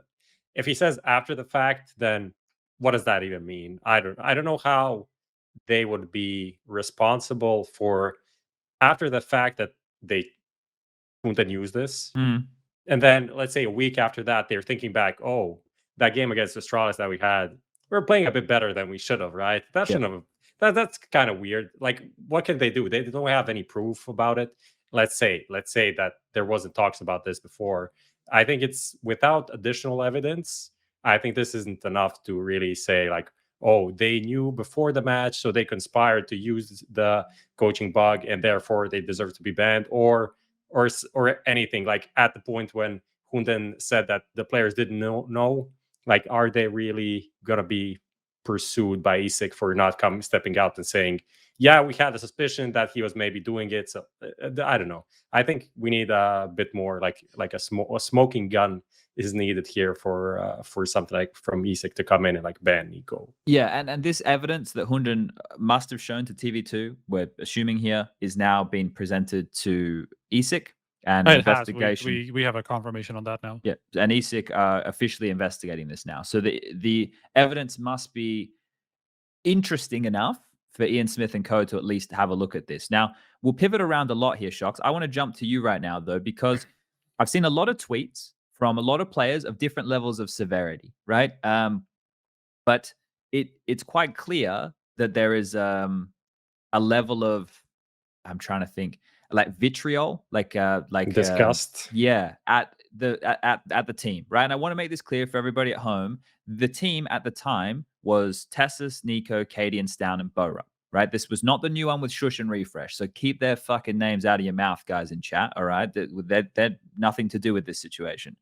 But the 5 players that I mentioned there, shox, and maybe even not those 5, maybe all the other players who had coaches who were involved in this stuff, is there just like a general, I don't want you to speak on behalf of everybody, but it seems like from a playing perspective, a lot of people feel like they've been betrayed, right? That's kind of how it comes across to me, like the competitive thing that you all believe in, right? Which is a big part of this. It feels like that's being betrayed in a way. Do you feel that sentiment? Yeah, I think betray is a good word, because what we expect when you play, I mean, in a high level of CS, of anything, of sport or whatever, in high level, you want to be the best. But what makes you a real competitor in your soul is that you want to be the best in by your loyal stuff. Okay. That's why, for example, people who cheated, like Kali, for example, we could. It's also something like, as you say, just betraying, because, and we, I would say we, but can't understand how do you like and how can you enjoy a win or to be the best in a sport or in every discipline if from a tool or from whatever you are taking an advantage on your opponent. You are the best, and and you really enjoy the victory when you are on the same level. Hmm. Okay, and when you are not, I never understand things like this. I don't want to take a drama back. Okay, that's not the case. That's not the point. But just to explain you how I see this type of things. Okay, in 2014, the Olaf boost. Okay, at the major, at the DreamHack Winter. I'm just gonna speak for myself, okay? But what pained me the most, and when I was going off the server and started to see the videos of what happened, I was really just angry and sad because, as you just said, I was feeling like betrayed because I don't care if the rules say you can do it or whatever. When we are seeing you playing on the same page, on the same level, I was like, how can you believe we are on the same level when you can see 70% of the map? Even if in the rules you can do it, like this is not how me personally I look at it, and even if you give me 60% or whatever, I won't take it, because if I got 60, the other got 40, right? And I don't want to win like this. I want me to get 50, the other part to get 50, and I want to be better than him at this 50. And this is something I will probably never understand. It's even in sports, when you got some players sometimes, for example, what makes me mad sometimes, if you look at, for example, football, okay? And I'm not a pro football, okay? But why I personally, for example, don't like in football is the guy with the ball just running to the goal and stuff like this. And he did an amazing skill things, and he just running to the goal and stuff like this. And then you got a little defensive guy. We just knock him out his leg, and he's not even playing. He's not even touching the ball or whatever. He just knock him because to not lose and to maybe win. But again, it's only me, but I will never do like something like this. If the guy just run faster than me and he just wrecked me and all my teammates because he's better, then okay, respect, you are better, But I'm not gonna shit on him because he did something like he just wrecked us. I don't got this mentality, and I don't understand. Okay. Yeah. So basically, what's fair needs to be fair, right? Like there's a line for these things, and I think, right, I don't want to stick with the player tweets too much because a lot of players will tweet a lot of things, and a lot of players will say some things that I'm sure maybe they don't necessarily. Well, maybe they do mean it, but maybe they're not aware that the full information isn't out yet. Because I've seen some pretty rough tweets for some pro players. Prof Strike, I know you guys have seen the ones I'm talking about here. But this is guys just reminded me of the ZywOo one. That's just funny anyway. His was quite config stuff was pretty aggressive too. I like how most of them are the caveat of like, but if innocent until proven guilty. That's like fuck these guys and everything. But innocent until proven guilty. It's quite funny to see that. But I didn't mention any names, so. But this is the next thing, right? Like I think that one of the conversations which is happening a lot at the moment from the community, because I do read the forums, I try and keep my finger on the pulse of what people are having conversations about, is the fact that there's so many other teams that got banned for the coaching bug, and everybody's like, well, all these other players must have known too. Right? I'm sure everybody's seen that sentiment, and I'm sure a lot of you who are watching right now maybe even think that. But there's a difference between what we think and what we can prove. They are very different things. And that's something that I think that people at home need to set their expectations here, because even if this evidence is enough to get TeSeS and it's enough to get niko, which I'm going to be honest right now, with what, like the way that it's laid out, I haven't seen the evidence, right? And I don't know if I ever will. There's plausible deniability, I believe, for these guys to just say, we didn't know, or I did say that, but it was after the fact, or right, like if I'm TeSeS, HUNDEN asked me to boost him and he's the coach and I boosted him. I don't know why, right? Like unless there's a smoking gun, like Prof put it, like TeamSpeak logs or anything along those lines. Messages. Anything. I mean, Facebook messages, not anything messages. like that, right? Yeah. So I think that there's a real chance that even if these guys were involved and they were complicit, which I don't know, right? If I add up all the bits and bobs of this and we see how we got to this point, I have an opinion, but I don't know. I do not know. And I think that a lot of people, even if they do get banned, are not going to be happy with the outcome, because I'll read it again. HUNDEN was banned for 12 months that was reduced to 8. You guys have to be smoking some real good shit that I wouldn't mind getting my hands on if you think any of these players will get a longer ban than 12 months, right? If that. Do you agree with that, Striker? Well, I mean, I'm not entirely sure if I do, just because, well, I guess it depends on how ESIC looks at it, because from when we talked to Ian last time, it was pretty clear that the bans for the coaching bug were determined as not, or like were deemed as not cheating necessarily, but only as them exploiting a bug, right? Yeah.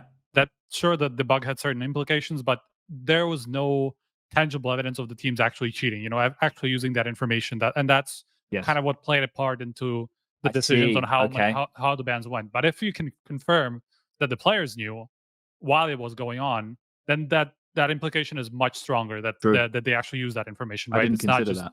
So if it was proven that the players knew, then and it was premeditated. Yeah. I mean, let's go in intentionally to use that's this. like a 2-year ban, probably. Yeah.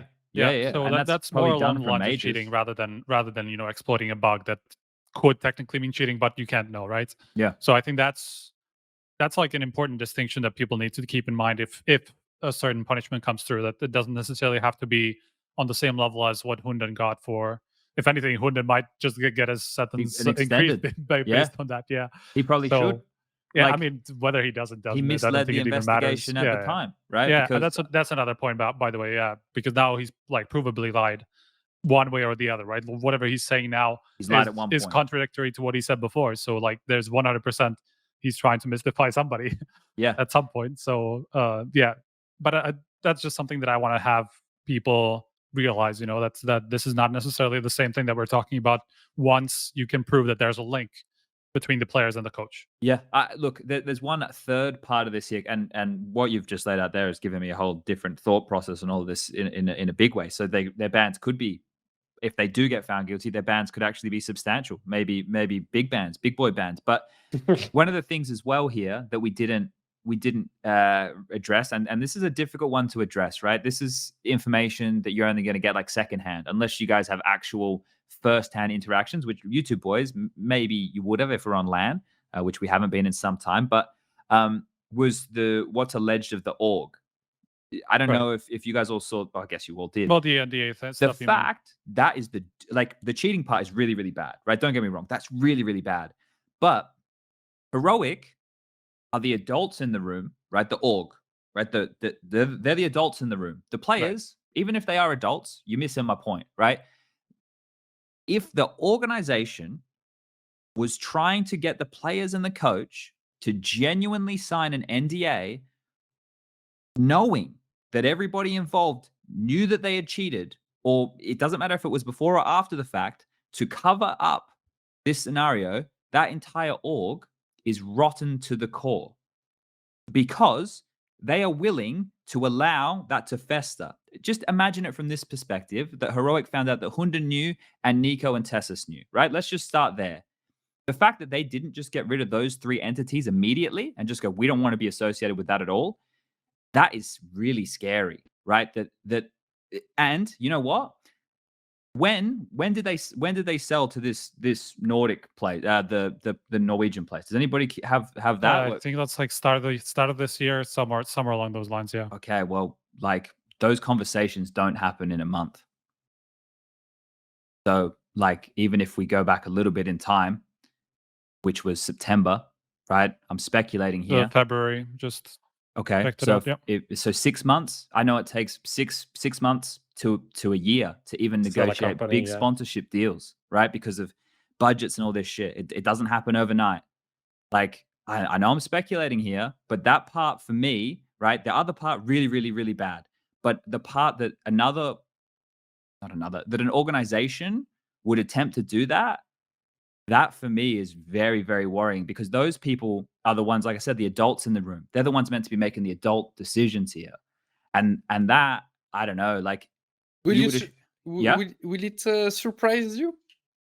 I think maybe I'm too naive. Yeah, maybe I'm too naive. I mean, I think it would surprise me. I don't know anything about Heroic. These are the people that are there to make money, essentially, not like every person in every organization, but essentially they're there to make money than the players are, even though the players are making more money maybe, but that's not their focus. That just happens along the way. If you're a good player, you're going to make money. But these are the people that are looking for their bottom line, right? And if you want to sell Heroic to a massive corporation, you don't want people to go around and talk about how they potentially cheated and maybe get banned before you sell your players, because Heroic essentially is those players. And the slots that come with it, they don't have any EPL slots, they don't have anything else.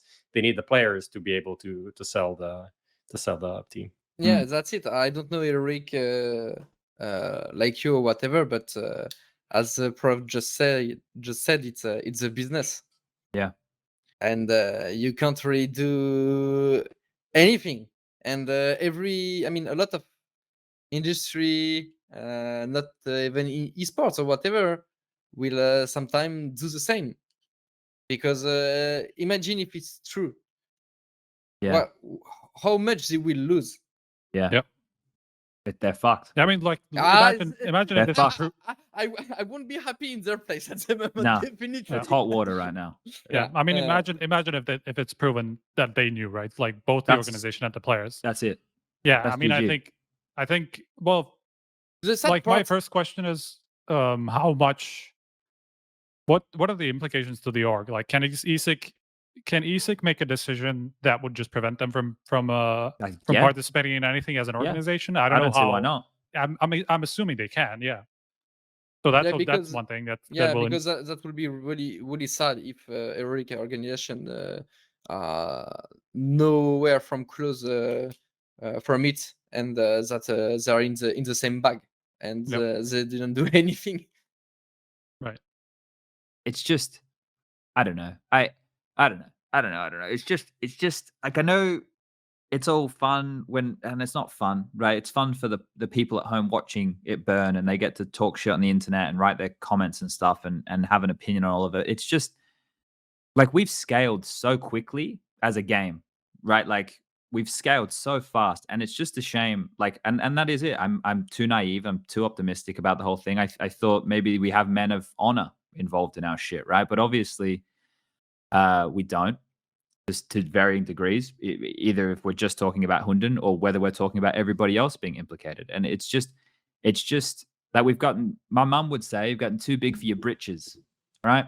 I don't know what your britches are. It's just like my mum would say, I guess they're your pants, right? And I think we just grew, we grew too quick, and we did a bad job of weeding out the bad eggs, right? And we found ourselves in a position where people were going to do whatever they can to put themselves in a position of winning because of how much is on the line, and that's a shame, right? Because that goes against the core thing we're looking for here, is the competitive integrity. It's been a hot topic recently, but the yeah, buzzword right there. Yeah. Well, we'll talk about that very soon when we get it to EPL. Now, I'm sure we've skimmed over some stuff here, and I know that there's going to be more to come with this story. Do we have anything else that's pertinent to talking about now, or do we think we've covered it I mean, best just to give my side on, or my point of view on whether this is going to have any, like what we've heard is going to have any real implications. Like as far as the NDAs go, first of all, they weren't even signed, so like there's like that just goes out the window for like immediately. Second of all, the fact that the organization asked the players to sign NDAs doesn't really prove anything on its own, right? Like that's what Prof was saying. Like you just need a smoking gun to go along with that because that's just circumstantial evidence. Well, And if they're guilty and they get them to sign an NDA, then they go hand in hand, right? I mean, of course, like if you find out that they were guilty and then they try to cover it up, that's obviously makes the whole thing a little bit worse than it was originally. But I'm just saying that what we heard here, what we've heard so far, doesn't necessarily say anything apart, like in terms of the NDAs, right? Yeah. Then you look at the server logs, and it could also be said that it's circumstantial because they don't necessarily show that TeSeS boosted HUNDEN knowing that what he was doing, that he was boosting him in a position where he would get bugged. And it doesn't actually show that he boosted him. It's just the prevailing theory on how that happened, essentially. Oh. Like I don't think the logs even necessarily exactly show TeSeS boosting HUNDEN, just that's kind of like what they imply. Okay. So I think that's also an important thing. So that makes it circumstantial as well, and doesn't necessarily say TeSeS knew, but it's certainly like there's a strong implication there. Okay. And then there's the I conversation. thought they was which actually had him caught red-handed. I think the like, just to explain kind of how logs work, right? Sometimes logs don't give you like the coordinates all the time, like where a player is standing, like at every second of the game, or whatever is going on the server. And as far as I understand, the logs didn't necessarily, like the time when he was boosted allegedly didn't actually show the positions of both players. So that's kind of like the problem that I think has happened, and doesn't necessarily show that he actually boosted him into that position. It just shows that they were the only ones on the server, and he probably got boosted into a position. So it must have been TeSeS who boosted him there, right? So that's that's essentially how it is. So that makes it even more circumstantial than if it actually did show him that did show that he got boosted, right? Okay. So that's like another thing. Yikes. And then like if you look at the conversation with Niko, like that's definitely the biggest part of the evidence that we know of, at least. And I know that there's some additional stuff, but from what I know, we've kind of heard most of it, at least. I don't know if we haven't heard anything important. I think it's not going to be as important as anything that we've heard so far. But the conversation, I think, it could have serious implications alone, as long as like the context doesn't suggest that it was taken like it was taken out of context, or like the quote doesn't necessarily say that they knew at the time that it was happening. Yeah, that kind of stuff. Like it just depends on how that conversation went. Like that quote alone from Niko doesn't necessarily say anything as well. So it depends a lot on context on what else was said in that conversation, and how much it was implied that he knew while it was going on, because that's like essentially admission of guilt if they can prove that he knew at the time from that conversation, right? So that could have serious implications. The rest, I think, we would need a lot more. Okay. All right, Prof, we're going to tie this topic up. You get two choices. You either get to be the final word on this one, or you get to take us through PLANO. PLANO. Okay. All right. I gave you the choice. This is like 40 minutes extra of HUNDEN. We love if you ask HUNDEN me, around here. 5 minutes would be enough based on. It's the HUNDEN show. People love to talk about it, though. People obviously, love to talk about it. Yeah. Okay. Yeah, but there's more interesting things to do. PLANO got an organization. Yeah, hit us with it. They have. You love Brazilian fans. 00 Nation. 00 Nation. Is that? Isn't it Nordvin though? That's it's like Node by Nordvin, yeah. Yeah, Okay. but there was some other investors came in, like this footballer. I don't know, spending money on esports. Let's go. They have a weird logo. No one understands what it is. It really depends on the viewer. So I think that's kind of their marketing scheme. Pimp is doing some videos with them as well. He was already working with Nordvin, right? And they beat Fnatic in their debut in a best of one, though. So who cares? And that's it. But I guess they're going to be spending more time in Europe. This kind of confirms it, and they have more serious backing.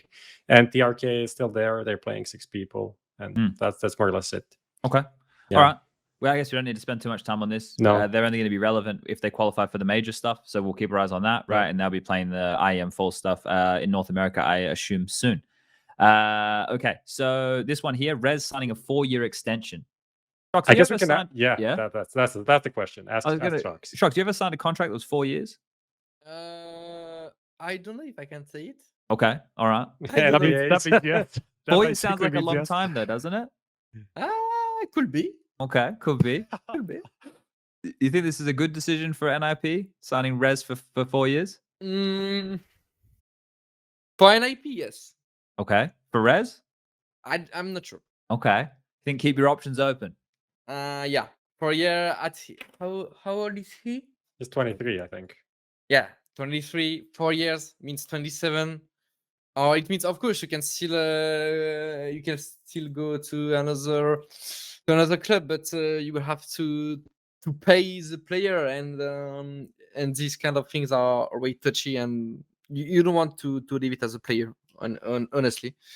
So I'm not sure it's a good thing for him if he plans to. I mean, he will still have to.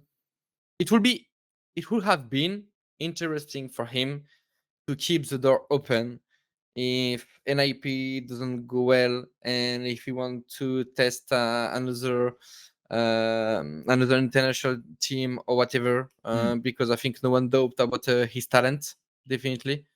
But with this 4 year, yeah. But in the same time, I don't know him personally, and you got some people like this, some person who are really happy with this kind of things, always staying with a new home, whatever is coming, can be good, can be bad. If it's their home, it's gonna be good, and they're gonna face whatever. And the important thing for them is not to be opportunist, is to build something. And maybe if he got this mind, then it's a good choice for him, you know? Yeah. Like Tabson and Big. Do we... Or here's the ZywOo and question. Vitality. This is for Proper Striker. This is a Proper Striker here. Do you guys know how long Device signed with NIP for? Do we have a rough? I'm pretty sure they said it. I'm just gonna check. Okay. I'm gonna check. I don't want to say something. I would have guessed 3 years. Okay. I have that feeling. Device is only like, what is he, like 25? 3-year contract. Yeah. He did a 3-year contract. Device is only 25. Yeah. So they're like But going to be similar to the ending, right? But do you think they will get enough monitors? I was going to talk to you about this. I wanted to bring this up with you at some point, Shox. Maybe we could do that now. We can do that now. Yeah, sure. I had this later in the show that I was going to talk about this. Lucas, are you here? Okay, I'm going to put this in the chat for all of you guys to have a look at. Lucas, can you run this video for everybody at home? Now, this is from a Reddit thread. Someone's made a streamable link here. This is by Shoddy Grapefruit 370. I think that he would have posted it. Just play that for everybody at home, Lucas. Now, I want to talk about the context of this here. Now, obviously, this is over a long period of time. This is over many years of device punching monitors. Do you think it's a big deal that a player gets frustrated like that, Shox? I don't know. Everyone got different ways to get off this frustration. Yeah. You know, for him it's a punch in the monitor, but honestly, it's a small punch. That's fine. You know, I can do it as well. Look at up. That's fine. Yeah. But the most important thing is that it doesn't, in my opinion, affect your teammates. Basically, in boot camps, if you do it at home, no one see you. Only the camera. Maybe the camera gonna go down like this. Okay, for example, you know, yeah, all good. Then you are adjusting to the prediction. Yeah. Dot tech, please. My cam is just. I don't know what happened. You know, up, and everything is good. But in bootcamp place of offline or whatever, it's I don't mind. I will say jest, even if I'm not a fan of. But I'm definitely not fan that it can impact his teammates in a bad way, in a bad mood, you know, because in my opinion, it sends negative vibes. And in this way, I don't like this. I've got a bit of a trap question now. I was gonna say, I'm sorry, but I have to do this. I have to ask this. How about Apex? Because we all see him on the camera. We all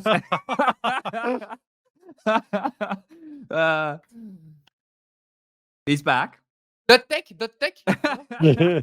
You don't have to answer it if you TSP don't want. craft, I didn't hear anything. But Apex is very animated, right? We get a lot Yeah. of the Apex reactions, and there's some of the best moments when we get Apex. Just what's going on. We all see it. Does that affect the team? So, yes, Apex is an emotional person for sure. I'm not gonna lie, and he knows it. The person who is the most impacted by it, it's me. Okay. Because you got some person that they are so focused, I will say, in the game or whatever, that they are totally forgetting their environment, Yes. and so it doesn't change for them. Me, it's not really the case. It impacts me. He knows it, of course. He also knows that he's trying to work on it. It's really hard for him because it's just how he is, it's when he got emotion, can be good or can be bad, because even when he got really big good emotions, he gonna jump, he gonna cry, he gonna, he's like this, and everyone, he's how he is. He's just trying to make it the less impactful, of course, for the team. Mm-hmm. The thing is, it's also, you got different vibes. What I mean by that is, if your teammate punch his table, keyboard, or whatever, because he maybe missed a shot or whatever, okay, still it's not just making the table shaking while you are playing, it's fine, okay. But if it's because it's on you, for example, you missed a flash, you didn't do the right thing or whatever, and you got these aggressive things, it can be way more impactful and way more negative in this way.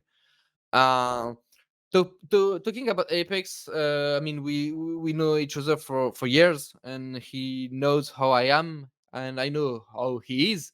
It doesn't mean because we know each other that it's always easy. But I'm 29 today. He's 28. We are adults. We are not kids. So even it's not perfect, and it's never gonna be perfect probably. But if we still play together today, we accept qualities and default from each other. Okay. And that's what, in my opinion, is the most important thing. All right. So even if I don't really like it, it's not because of that that I will stop playing with him, or that I will say it's not a good in-game leader, or we are not gonna win together, or whatever. Just when he does it in a bad way or whatever, after the game, you're gonna see me shox how he's shox after a game like this or whatever. He's outside and she's like this, and he doesn't talk. So Apex come, what do you have, shox? And I say like, yeah, and he's saying like, oh, it's okay, oh, la, la, na, na, ni, That's actually a good This is imitation. an entirely accurate French conversation, by the Oh, way. dear. 100%. So it's our personalities, and it's like when you, I don't know if it's someone married there. Of us? Here? No, Yeah. No, dude. Nope. No, I'm the No, only no, no. one. Yeah. Yep. Okay, so you're gonna see why why are you not still married today? Maybe you didn't find the good one. Who, me? Probably. But one important thing that you learn when you marry, why you want to marry someone, is because you're gonna, of course, love the qualities. That's an easy part. But I'm not gonna say you're gonna love, but you're gonna accept her defaults, because everyone got. And why sometimes you're gonna break up, or you're gonna want to switch another girl or another team or another job, is because they come to a fact that you don't want to accept this anymore, so you just swap, I accepted the default of my wife. She accepted mine, and we are good. And with Apex, it's kind of the same. He will always reproach me some kind of things from my personality that he doesn't like, and I will always do the same for him. But we accept it, and we all Gucci, and we're gonna win. Okay. You guys have stuck together for 2 years now. That's not the first time you're playing together. So I guess that speaks It's to a long something, term. right? It's a long time in French Counter-Strike as well, right? Yeah, definitely. Yeah. You can tell that things have changed with this whole vitality thing coming on through. It's not like the wild wild west like it used to be back in the day. I was just gonna crazy. say like that there was like a lot of, you know, at the time when you joined Vitality, there was like a lot of rumors about you and Apex, you know, not being on the best terms from previous teams and stuff like that. You guys have fucking stuck together for 2 years now. It's almost it's coming up on 2 years. Yeah, definitely. It's cool. And Xtrfy, our coach, always told us, and honestly, he's kind of true, that because we can really like each other, but we can really dislike each other, you know, all right? But he's saying really true as well is that, and I accept it, and he accepts it as well. That's the funny part, that he needs me, and I need him. Kinda, all right? Like, being an in-game leader without me for him will be really tough, okay? But from my side, I could not be the in-game leading part right now, so I need him as well. So it's all about finding a balance, and sometimes you don't have to be. I mean, I don't have any trouble with saying that the fact that Apex is not my best friend, you know, like, and I'm not his. But it's not because it's not your best friend that you can't work and together, you can't win together, or you just can't have good moments. We are sharing a lot of good moments together, and everything is fine. Okay, nice. All right. Well, I'm glad that you Very adult way of looking at it. Yeah. I'm glad that you answered the trap question. That was good. It kind of we walked you into that one, but that was a You good got some more answer. trap. You got some more trap. No more traps. But that's it for the traps right now. We're what we're actually gonna do is we're gonna jump into talking about Pro League, right? Because we I wanted to try and keep this one to an actual I remember kind of like speed run the rest, but it's fine. So we'll see how we go now. Because we're going to talk a bit about Pro League and Group C, because I forget what. I guess we didn't talk a lot about Counter-Strike when we had Ian on, did we? Because we just briefly like touched on what happened, but that's right. We were a bit rushed towards the end of the show. We'll do the same now. So yeah, but it's all right. Stupid group stages round robin doesn't really matter anymore. Group C for everybody playing at home, right? This is the one where Na'Vi came through first, mouz Sports, and then fnatic slipped on through. FaZe didn't make it, right? They were the other team who had a 3-2 win record with mouz Sports and fnatic, but they didn't qualify due to some mathematical equation or maps or whatever. I'm sure Striker can give you the exact lay of the land here. He's got spreadsheets for all that nonsense. I forgot this one, but I could check. Yeah. EG came last. They went 0-5. So we've had one team in each group go 0-5. Team 1 managed to do that for Group D as well. It was Bad News Bears for Group A, and G2, of course, as we all expected, for Group B. That's rare, no? Yeah. I cannot believe they didn't win a fucking series anyway. Fuck. Both teams went 0-5. That's never happened, by the way. That's I don't even have to check back. I know that's never happened. Wow. Okay, that is wild. Hey, you know what? You should tell it to Carlos. I keep telling him he needs to buy ZywOo. You probably don't want to hear that though. Come on, oh, but because it's something unique. Yeah. Oh yeah. Okay. They like to play. They like to play that. Yeah. It's why you always see the negative things. Well, they like going 0-3 in best of 5s, and now they can go 0-5 in groups. So that's what I told their SoMe person. They're getting better. We have a good the number is going up. It is going up, right? Just against them. Like the natural progress, right? So, yeah. I quickly just want to touch on Group C. We don't need to spend too much time on it. Prof, do you have a team here that you want to talk about, or anything that happened in the group? Group C, I guess. I mean, I actually talked about fnatic a bit last episode. Yeah. So other than that, actually not that much. I mean, I think the only thing that happened since last episode to this episode is that FaZe was looking kind of good, but then they didn't go through. Yes. I just found it funny because people are like, oh, Niko, you left FaZe. I don't know why people still do this. Like, it's been a year almost. Yeah. Niko is playing super good even in this G2 that sucked balls. Like he was one of the top 5 rated players at the tournament, 1.24 rating. Yeah, like he's doing everything. he was Okay, carrying. his team sucked here, but it's not like FaZe is doing much better. They're still G2 is still ranked ahead of FaZe. FaZe in the end still didn't go through the group stage. So what the fuck? What's the point? What are you actually saying? It's not like you can shit on G2 for being bad. That's fair, but like it's not like Niko is. It's all Nico's fault. It's He's all ruining Niko's another team. It's He's all destroying Niko's fault. another team. You know, it's his fault just... that he's not a great in-game leader and op and entry fire and one-tap clutch machine and everything in one player and playing like duplicated himself 5 times to play all of the roles at the same time. But what a fucking one time he did tell his teammates to shut up at E-League, so that makes him a terrible human being. Do you know that, Christian? Do you forget that? Yeah, we all saw the clip. Forget that. We saw it. Okay, so group we don't let's go to Group D. Does anyone want to talk about this? Let's go to Group D. Group D. Yep. Okay. Group D. Let's have a little bit of a gander here. Let's make sure I got it up correctly. We just had this one conclude. Gambit came out on top of the group. Liquid came second. NIP came third. God knows how NIP came third. Entropic fourth. Yep. Furia fifth, which they did fantastic with Gary and Team One coming sixth. So I think the biggest one here that was a disappointment to me was Entropic.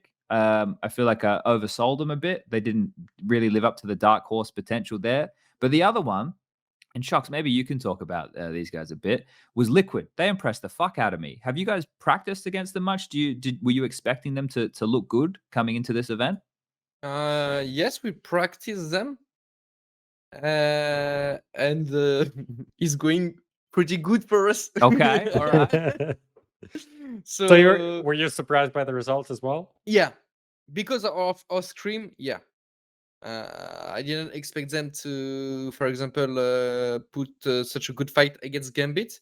But I watched a bit of the matches, and I also don't feel like Gambit didn't play that good during this group stage, to be honest. Even if they're first and no worries, but in their game. I don't know. I feel like Cologne and the Holidays didn't was not a good thing for them, and I'm curious to see how they're gonna do in the playoff because from my perspective, they didn't convince me. I would say. Okay, that's interesting. So you think that maybe someone like me, who's thinking Liquid are doing pretty good, maybe I'm being sold on that because Gambit aren't playing as good as they could. Yeah, kinda. Okay. Yeah, kinda. That's how I saw the matches. It did not mean also that Liquid were playing blind. They were actually playing some really good CS. You know, best we've seen in a while from them. Actually, it looked like. Yeah. True. But on some parts, especially on the city side, I would say they were on point for sure.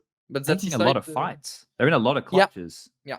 That was the thing that let them down in that Gambit series. They in clutches, there was 9 1vx scenarios in that game, and Gambit won 8 out of 9. But for example, you know, the last side on Mirage was terrible to watch. Honestly. Yeah, well, they won the pistol, and that was it. It was terrible. It makes me sad because when I was looking at the first half, I was like, yeah, we got the game, it's gonna be good and stuff. And after it was like wrecked. Okay. Yeah, they got shut out. I think what was it to close out the game here? We're looking at 10 rounds in a row from Gambit. Yeah. And there was didn't Liquid get like 10 kills in those 10 rounds or something like that? Something stupid like that. Yeah. It's hard to watch when that stuff happens. Yeah. Okay. Did anybody want to touch on like NIP or something along those lines? Prof, you looking like you're eager to talk about? I mean, you were saying how you were surprised they even came through, but yeah. I mean, look, I could tell you why. They showed up for like what felt like 2 games, really. Yeah. They just were missing. I don't know. And like every time this happens and I'm casting and I'm like, yeah, well, we need more from Plopsky here. And then that game he delivers, right? Like the game that I was saying, Plopsky's not really doing a lot. Then that game he showed up and he did a lot, right? Like, I don't know. It's just the game against Gambit as well. Striker, I know you're a massive fan of round robins. It didn't look like Gambit were as invested as they needed to be. How I saw that game was like Gambit they want to win, you know? They want to win. Yeah. And the game is like, oh, it's close, it's 5-5, 6-6, but the game doesn't mean anything for them. So they're playing, everything's going like kind of okay. And then at one point, NIP start gaining rounds. It's like, oh, so now it's suddenly 10-5 or whatever. Yeah. And now Gambit's like kind of tilted. Shit going, they lose the pistol. Everything spirals out of control. They're like, oh, well, who cares? Doesn't mean anything, right? It's 13-4, 13-5. It's not like it's not gonna change anything. Doesn't change for us. anything. So I think it's one of these things where it's very hard to find that motivation when it doesn't mean anything for you. And people were obviously, some fans, not really happy with how Gambit played. And like, I wasn't happy about how Gambit played, but you can't really blame Gambit. It's the system that is how it is. There's literally nothing aside from $5,000. Which they don't need. Yeah. I don't know what they're getting paid, but I'm going to say most pro players, when you split 5,000 7 ways, probably not really that exciting for them. Not if they won like $1 million in prize money this year. Yeah, which they did quite quickly. I got a question for you. Yeah. Okay. Because you are like the investigators on of CS. Okay. Right? Am I right? We do some investigating, but only on the weekends. So yeah. Okay. You can like casual investigators about COVID. Yeah, we did a lot of investigations there, some scientific approaches. You are talking about Gambit doing pretty bad against NIP, and because there was not some hype of the game and stuff like this or whatever. Okay, this is what you see from the Gambit part. Okay. Yeah. Now, what if I ask you from the NIP one? Because before Gambit, it was definitely not a good showing from NIP. Right? Yeah. Okay. Now, I'm gonna give you this on TeamSpeak. It's a tweet from Rez. Okay. From the last game before Gambit. Okay. Okay. I like this. Bring this up, Lucas, for everybody at home. Now, read this one. Terrible CS by us. Got to get our shit together for Gambit. GG's. And then the two Gambit. Now, how you see the thing? Well, I see it in a couple of ways. I see it that NIP just embarrassed themselves by losing to Furia and a coach, or Furia with a coach. And that was the only game they had to win to secure themselves a spot in the top 3. So they just made their own way to the playoffs harder. And then they had everything to win and nothing to lose because they'd already looked like fools the night before by losing to a coach. So when they were going up against Gambit, they were going to give it their all to, first of all, make everybody forget about what just happened. And because if they don't win that game, they don't go through. Actually, they would have gone through anyway. Don't fucking do that, mate. Don't do that. I know. Because Furia just needed to win that game. I'm not an English professional. Okay. But is it common to say our shit together? Yeah. Yeah. Yeah. Get our shit together. Yeah. Get our shit together is like a phrase. It doesn't mean something special. It's just like a common saying of like we need to get better. Get our shit together. Like that's pretty common. Okay. I got it. Okay. I didn't read this tweet like this. How did you read it? Because I think like Rez is not a native English speaker either, so maybe he had a different.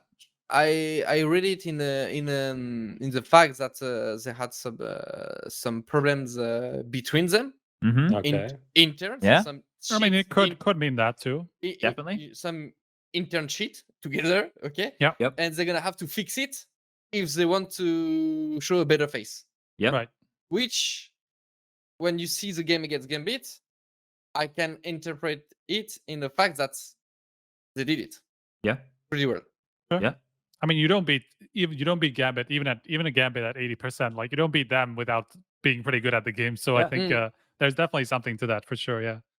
I think Rez definitely showed up in that game, right? He was the second lowest rated player for NIP in their 4 games before that. Linus was the lowest, right? And Rez definitely showed up in that series. He was there to play against Gambit. He was there. And Device, who had some on and off days, he was there as well. So the win conditions, Hampus had great games, right? Like Linus won the banger clutch on Inferno to win the whole thing, right? Like, oh my god, that Yeah, That yeah. was insane. That was Yeah. actually insane. He won a couple of good clutches. Old Axel's Miners. triple kill was even more insane. Yeah. But inconsequentially. And good. actually, it's from what I know for a team is in a really good. I mean, in his A game, I will say collectively. Okay, when all 5 players are showing. Of course, when when I say this, you're gonna say, "Okay, thank you, Captain Obvious." But because sometimes people just stop at the stats, stop at the score, and stuff like this. But even if you win and a game, it can be tight or whatever. But if there is too much gap between some players, it means that the team was not in Harmony. it A game. A game. Okay. All right. Yep.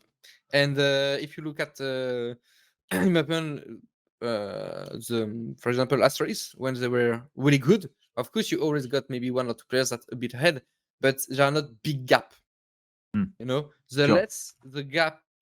less gap you have, better team play wise you got, I would say. Okay. And that's a good sign for teams. Yeah, it's going to be interesting to see how this works for NIP going in the playoffs, because that's where we're going to go now, boys. All right, let's jump into this. Lucas, bring this up for everybody at home. I've done a playoff bracket. Let me put it there. You can all look at it. I put this on Twitter today, right? So we'll use this as our base. We'll use this as our base to discuss the playoffs. Now, We'll tell you where you're wrong. yeah, you guys essentially, can right? tell me what you agree and disagree with here. So Okay. the playoff bracket, which is kicking off tomorrow, we have Mouse Sports NIP. I see one thing shox will disagree with. Yeah, I can see why. So we got Mouse Sports NIP, Complexity Vitality, Fnatic Team Liquid, and FaZe Ents. Now, I think that the harder games to call here for me, I don't know if you guys agree or disagree, is the FaZe Ents series and the Mouse Sports NIP series. I think Team Vitality are going to beat Complexity with NATO, and I feel like Fnatic is just too young in the process now to beat Team Liquid. Does anybody disagree or with those? Yeah. Anyone? Yeah. I can see a Fnatic upset, but Same. I but- definitely see one happening there more than the other. but Okay.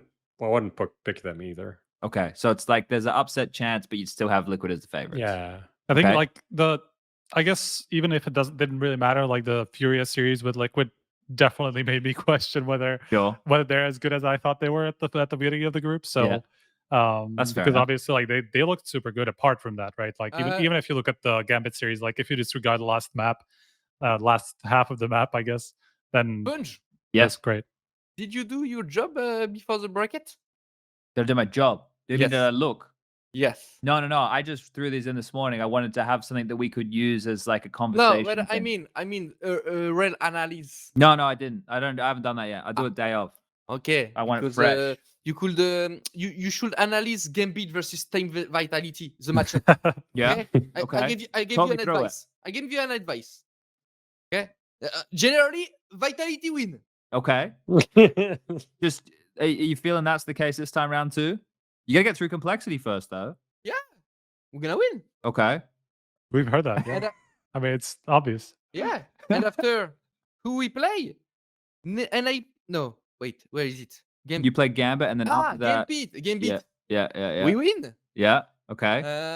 NIP OG, we win. Okay. And then Navi in the final. And Navi in the final. And How does that matchup normally go? And I believe we win. Okay. All right. And we take the trophy. And then? And Where do you put it? I jump in my house like this. Okay. I take the bottle of champagne. And I'm a happy guy. Okay. You've only played this Gambit team once. I just realized. Yeah, once. You only once, and you beat them 2-0. Yeah. When was you that? see? I that am striker? summer, SPUNJ 3rd of didn't June. do his homework. Well, I am Summer. I am summer, yeah. Gambit bombed out of that event, didn't they? I mean, I guess if they Because OG won it. If they lost to Vitality, Lost to must Vitality. have been a bad result. No, that was my. I'm definitely not sure why you invited me, bro. I really didn't mean it like that, by the way. It was just Oh, it's funny. It just came out that way. Yeah, it's- Okay. Came out the way. I think No, that but was- it's because I like Gambit usually just like beat everybody on the way to an event, right? Like if they lose to one team, it usually means they didn't do so well. All right. Don't you believe there can be an upset between Navy and Force? Because Yes. CIS between them, it's always weird. Always. I Yeah. don't think in the playoffs though. I don't think in the playoffs of this kind of an event, I don't think Force can pull it off. Yeah, it can, yeah, okay, I know what you mean, but it's a playoff, but still it's not an offline event or Yeah, whatever. true. I do see Force taking ends. NIP Mousesports, as you said, that's actually I was looking at the odds, and I think it's better for Mouse, right? Mousesports is slightly, very, very slightly favored, but Yeah. essentially a 50-50. I would Which say is kind if of weird. NIP, the first NIP in the group stage, mouz Yeah. win, and the NIP versus Gambit, there can be a match. Okay. But still, I'm not sure as you are that NIP will beat mouz. This is the one for me. It's like I have 50-50. such like no belief in either of them. That's the problem. Like I just don't feel strongly either way to And pick somebody like confidently. Yeah. Fnatic Liquid. Like it'd be tough. I do think that Liquid just like sure like that last series against Furia, I'm willing to give that kind of like a pass You because let it go. they really didn't have anything to play for. Like sure it was second or third seed that could have been decided in that, but that's like it's not the same as winning as playing for qualification, right? So Yeah. like considering that, if I'm only looking at the 4 series before that for Liquid, I think they're going to be heavily favored against Fnatic. I agree with that. I think I've probably raised a lot of eyebrows by picking Team Liquid over Heroic as well, right? And this is something which I think with the recent news, it's completely understandable. Yeah, but the heat on. honestly, Fnatic did a pretty good showing during group stage. Yeah. And it's Mainly and, on and, overpass. and they had a way hardest group than Liquid, Yeah, I guess in my opinion. That's probably true. because Team One and Furia with a coach, right? We all know, like, even though it pushed Liquid, that should have been easy Yeah. wins. And Entropic was the dark horse who didn't show their potential, right? Like, if you look at it, Alien didn't pop off like a star level Orba. He didn't. He had moments, but he Yeah. wasn't what I was thinking. I was actually thinking they were going to come in really ready for this type of event to show against the tier 1 teams, but they showed they can be competitive, but they didn't show that they have any like the killer blow. I don't think it's enough right now. So overall here, we know what shox thinks. Shox thinks Vitality are going to win the whole thing, right? We can't argue with that because he's going in the server to win. But boys, what do we think? Do we think we've seen enough out of the likes of Na'Vi, the Gambits? Do we think that Heroic and because OG are going to be affected by this too, right? The niko situation, they're going to be affected by it as well. They're under more scrutiny, right? They are with somebody who is suspected of doing the wrong thing. So do we think? I don't agree. I don't agree with you because the thing is it's their teammate. Okay, so in turn, I hope and I believe that every OG members are aware about the situation. The rare one can be guilty, can be innocent, whatever, but they are aware about what really happened. Okay, because niko told them. I believe it will be the normal path for for his teammates. Okay. From there, they know where they are going, whatever they are going, but they are fixed. So since you are fixed, you can play 100% the game. Okay. You don't have any doubts, whatever, if it's in a good or a bad way, but you know where you are going. So when you play, you're gonna play your game, and you are not thinking. Okay, so you think that the topic for OG won't be in the back of their minds? No, and I will say the same honestly for Eric, and Yeah. you can also take it also as the opposite way, because you are thinking too much negative, SPUNJ. I need to take you on by back. I'm good at that. I'm good at being negative. Yeah. I have to take you on by back. Okay. The thing is, imagine you are Eric, the players. Okay, you are talking to a lot of shit with the community, with your players. You know, you don't know whatever is gonna happen or whatever. When you jump onto the server, don't you think it's gonna be the little bubble of fresh air you're gonna have? Yeah, I guess. Because you are happy. And when you are playing, you are not thinking about all these bullshit that are on top of your head, because you are still already thinking all the day, all the night. So when you play, I play CS, that's cool. Okay.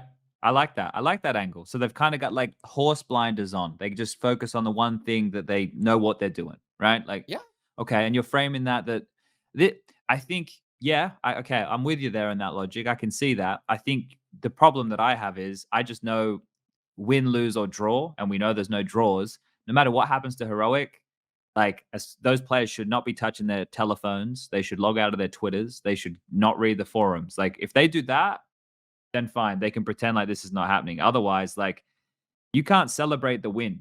Honestly, I wouldn't say every players or whatever. I got specifically them in my heart or whatever, but I can't agree with you because in the past they still have been through negative vibes a lot because Kyojin did a lot of how do you say that? Not humble tweet, I would say. Okay. Okay, you know, and a lot of people didn't like that. So they have been under the radar for every time, and every time they showed up, whatever they're under the radar or not. And I saw. Do you read your website? HLTV? Yeah. Occasionally. I mainly do the headlines. Okay, so TeSeS said himself. Wait. This was today in the press conference. Yeah. Yep. It's very tough. There's a lot of hate going on. Yeah, and look at the first one, okay, and read it. The first one. I was just reading the headline. No joke. When he's speaking. Well, it's very tough, to it's be very honest. tough. Yeah. There's a lot of hate going on, but we have faced so much noise before when we have played, and we have always performed under it. It's not like I'm completely used to it, but I'm always 100% focused when I play. But now they're being called cheaters. So it's a little bit different now, right? Striker was there in the conference. What was the vibe? Oh, we got an inside man. The beginning was kind of Awkward.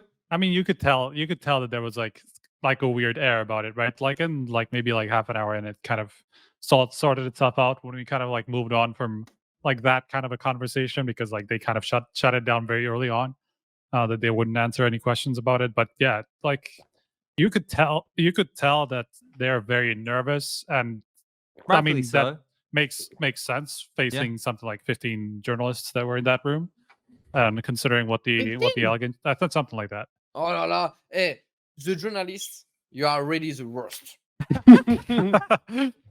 Seriously. In general, heroic and then 15. Let's go. Vitality 3. Did you only have that? I mean, you were also early in the morning, right? Yeah, and what? 10 a.m. People should be awake at 10. Oh, do you know the yes life? To be fair, why we weren't there, just to explain to you why we weren't, is because you're here. Because we knew we would talk to you, so we knew that we wouldn't be able to. We wouldn't have to go to the press conference. Good one. But that is actually the reason for people who are wondering maybe we wouldn't do the press conference with Vitality. We have you, man. We have a fucking 2-hour one-on-one. All right, this is what I want to do now, right? Well, we've still got this bracket up and over, it's still up. Prof, I want your winner. Who's winning the whole thing? I don't need to ask shox. I know he's going to say Vitality. I want to say Navi. Do it then. That actually also very much suck because of the Grand Slam. Yep. Because they would win it online. Yep. Would be super lame. Just saying. Okay, so then don't. But who's going to win? There's literally. Don't worry about the storyline. Then NIP. There we go. Your favorite org. All right, My Prof's God. gone. NIP are going to win. He's happy with the performance NIP have put down so Yes. far. Yes. Striker, what about you? I'm going to come back to you, Prof. I want an I actual think it's answer. Navi. I think it's Navi. All right, Prof. I want an actual answer. Who's played the best count? Ninjas in pajamas. God I'm damn it. doubling down now. Okay, God damn it. NIP to win. Okay, Prof's got NIP. I'm going to go with Gambit, and I'm going to go from a storyline perspective that they get their shit together in the playoffs. Unfortunately, they beat Vitality, but it's a 3-mapper. It's down to the wire. And shox is playing lights out. He's dropping 50. He's dropped 50 kills in the map. People haven't fucking seen it before. They're losing their minds. But Gambit get through, and then it's Gambit versus Na'Vi in the final. And then Gambit stopped Na'Vi from winning the Intel Grand Slam. And I don't know if the killer bonus is still a thing. I don't know if it's a thing now, but I think Maybe it it's not a should thing be. anymore. I think it It is. should be. But then, Yes. and then they Because, win it's the same. 100,000. The premise is the same, yeah. Yeah, for stopping them. And that's good for the story. And then we can get back to land and we can do it on land properly. Okay.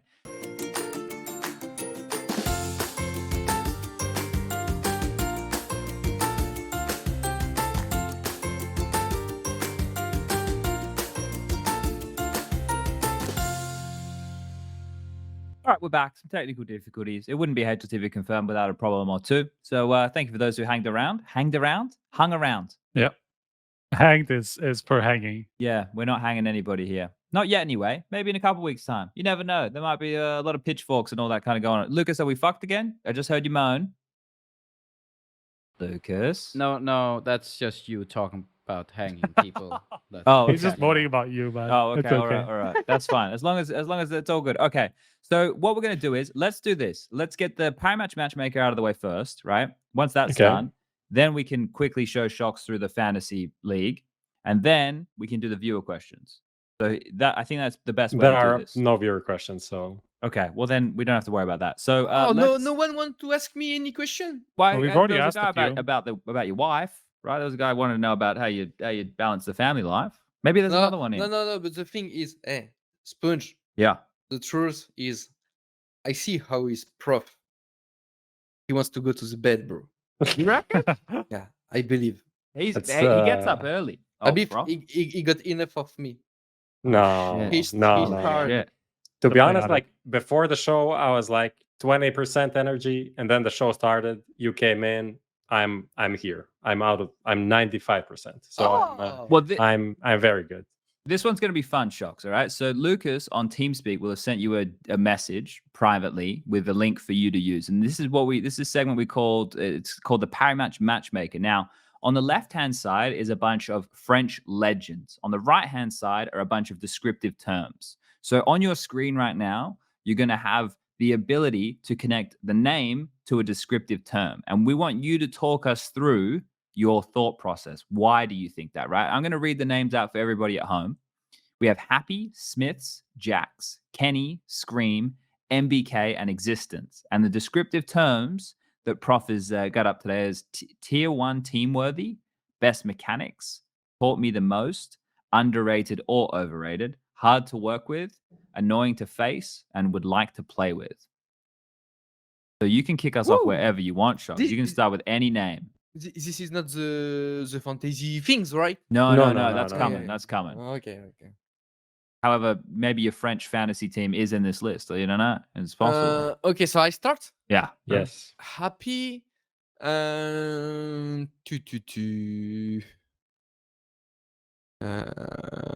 Oh, that's a hard one. A couple of Valorant players in the list. I don't know how these guys got in here.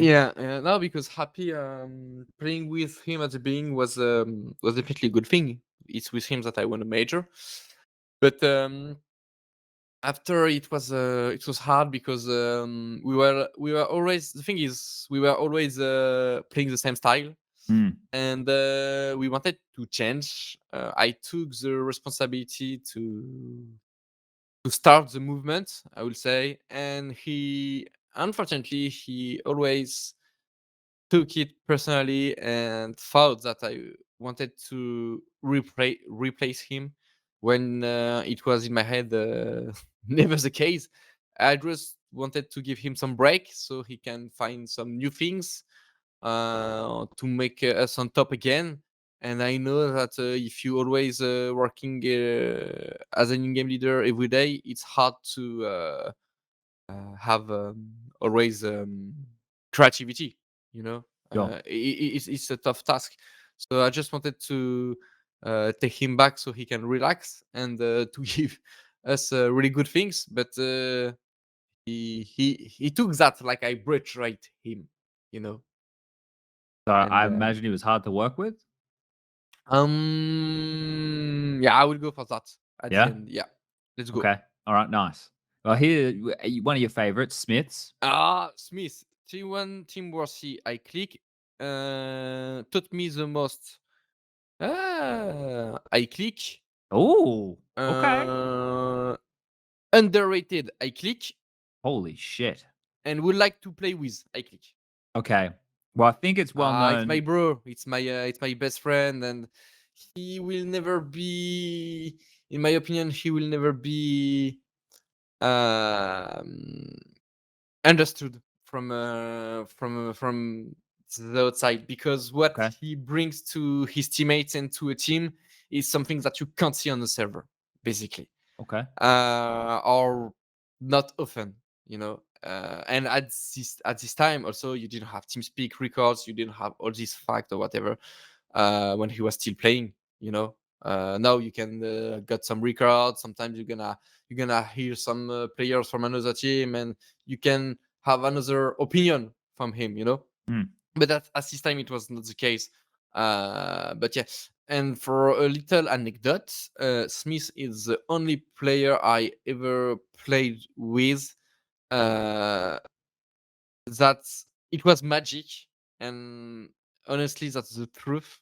When I was playing with him, basically we didn't have necessarily to speak together. Okay. When we were on the same area or playing 2vx or whatever, we didn't have to speak because just we understood the things the same way, exactly the same way, and just by looking at our skins in the game, or looking at where you are and where I am, we both know what we're gonna do and why.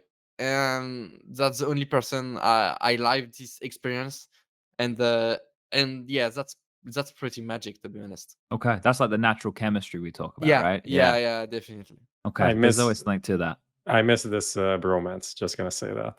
Are you still Good friend? time. Do you still keep contact with him now? Honestly, Yeah. we are the best friend. Really? But we are the worst best friend. Ah, okay. Yeah, we've all got that relationship. We've all got somebody like that. But when you check in with them, it's like you never left, right? So that's the best thing about those exactly. friendships. Yeah, exactly. Okay. What about JaCkz? Jackie boy. T1 Team Worthy for sure. Okay. I will also take the best mechanics because he got an amazing mechanics, JaCkz. Okay. To be honest. Think for an old boy because he's up there in age. Yeah, but he got mechanics of 14 years old. Yeah. How's he done that? I don't know. I don't know. Maybe we should ask him. Yeah. And we like to play with, I would say, because I really enjoyed plays with him during G2. He's, you know what? When I talking to you about the negative vibes or whatever, and trying to be positive, there is two person who helped me a lot in my wife with this. It's my wife, and JaCkz helped me a lot also. Okay. Because he's a permanent son. Always. Yeah. And being with someone like this who always, but always, every fucking minute of every single day, he got the smile. He will make you a joke. He's always friendly. We are all human. Okay, so me, I'm a human normal. So sometimes I will be happy. Sometimes I'm not happy. Sometimes I don't want to talk to you. Sometimes, but him, he's always like this. Hey, what's up? And even when there is a problem, he's no worries. Okay, let's go. And you can ask him whatever. He's a really nice guy, and he will always try to do things to help others. But not only in the game, also outside. He's really loyal. He gives off that vibe. He seems like he's a lot of fun. Yeah, seems like a good person to be around. He's a really good person, human being, and he's really loyal. When he came to G2, it was hard. It was really hard for us to take him back from 3D Max. And yeah, he's really loyal. It's a really good guy. And today it's a friend. I mean, I call him a friend. Nice. All right, that's a good relation to have. Mr. Kenny S. That's a tough one today. He was probably annoying to face at some point. He was probably hard to play against. Yeah, definitely. But the thing is it's really hard with Skinny because the T1 Team Worthy. The thing is, if he got a good mentality and if he's hitting his shots, of course, it's. I mean, there is no question. It's a T1 Team Worthy. But the fact is, in the past few years, it was not really the case, and it's the problem with Kenny. What I will reproach him, I will say, is he can hit the hardest shot on the earth that no one will hit, but he will miss the easiest shot on the hearth. The You know? original Draken. The Draken syndrome, we call that. Yeah, you call that the dragons. Yeah.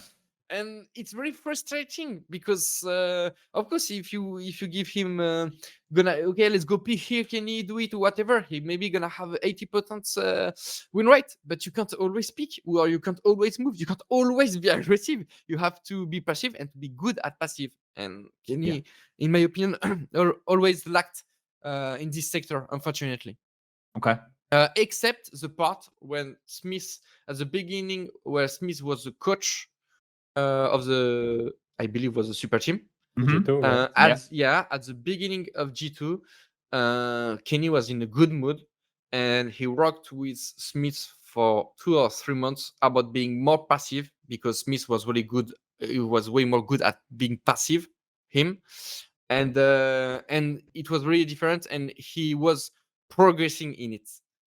Problem is that after he stopped, unfortunately. Okay. All right. What about Scream, the Valorant player? Scream. My Adil funny baby. It's my funny baby, Adil. You want Team Worthy? Yes. Best mechanics, of course. I would say.